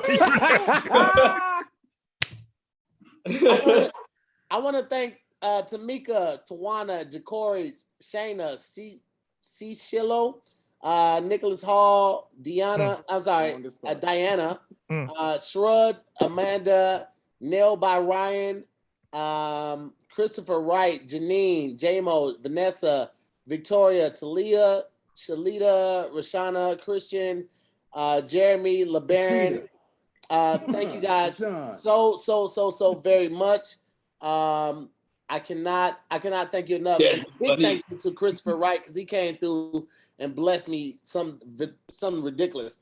And I also want to thank all my guests that we had here tonight, man. Ryan Davis, Tristen, Neil, CT, Richie Loco, Reggie. That's what they meant, how you pronounce Tristen. Yeah, it's kicking his ass, boy. It's giving a shin to the end of it. It's not shin.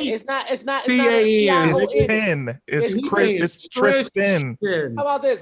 All y'all kiss my ass, okay? My mama named Imogene. He going in the middle of it. Tristen. I was like, yeah, damn. That word beating your ass. That name your ass. Yeah. It's like you nicknaming him and talking about his kneecap. Tristen is like, yeah, Tristen is crazy. It's strong. We got another amazing episode of Zooming with the Homies tomorrow night.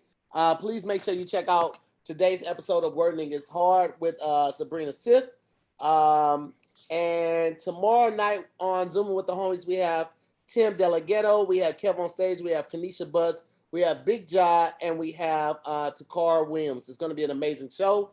And then on Friday, we have another episode of Best Silent Listening Party. It's been amazing. We've actually had a lot of artists actually pull up to the listening party. We had Odyssey, we have Katori Walker, we had Lupe Fiasco this past Friday pull up in the chat. So it's a lot of fun, man. Just pull up. There's a lot of things going on.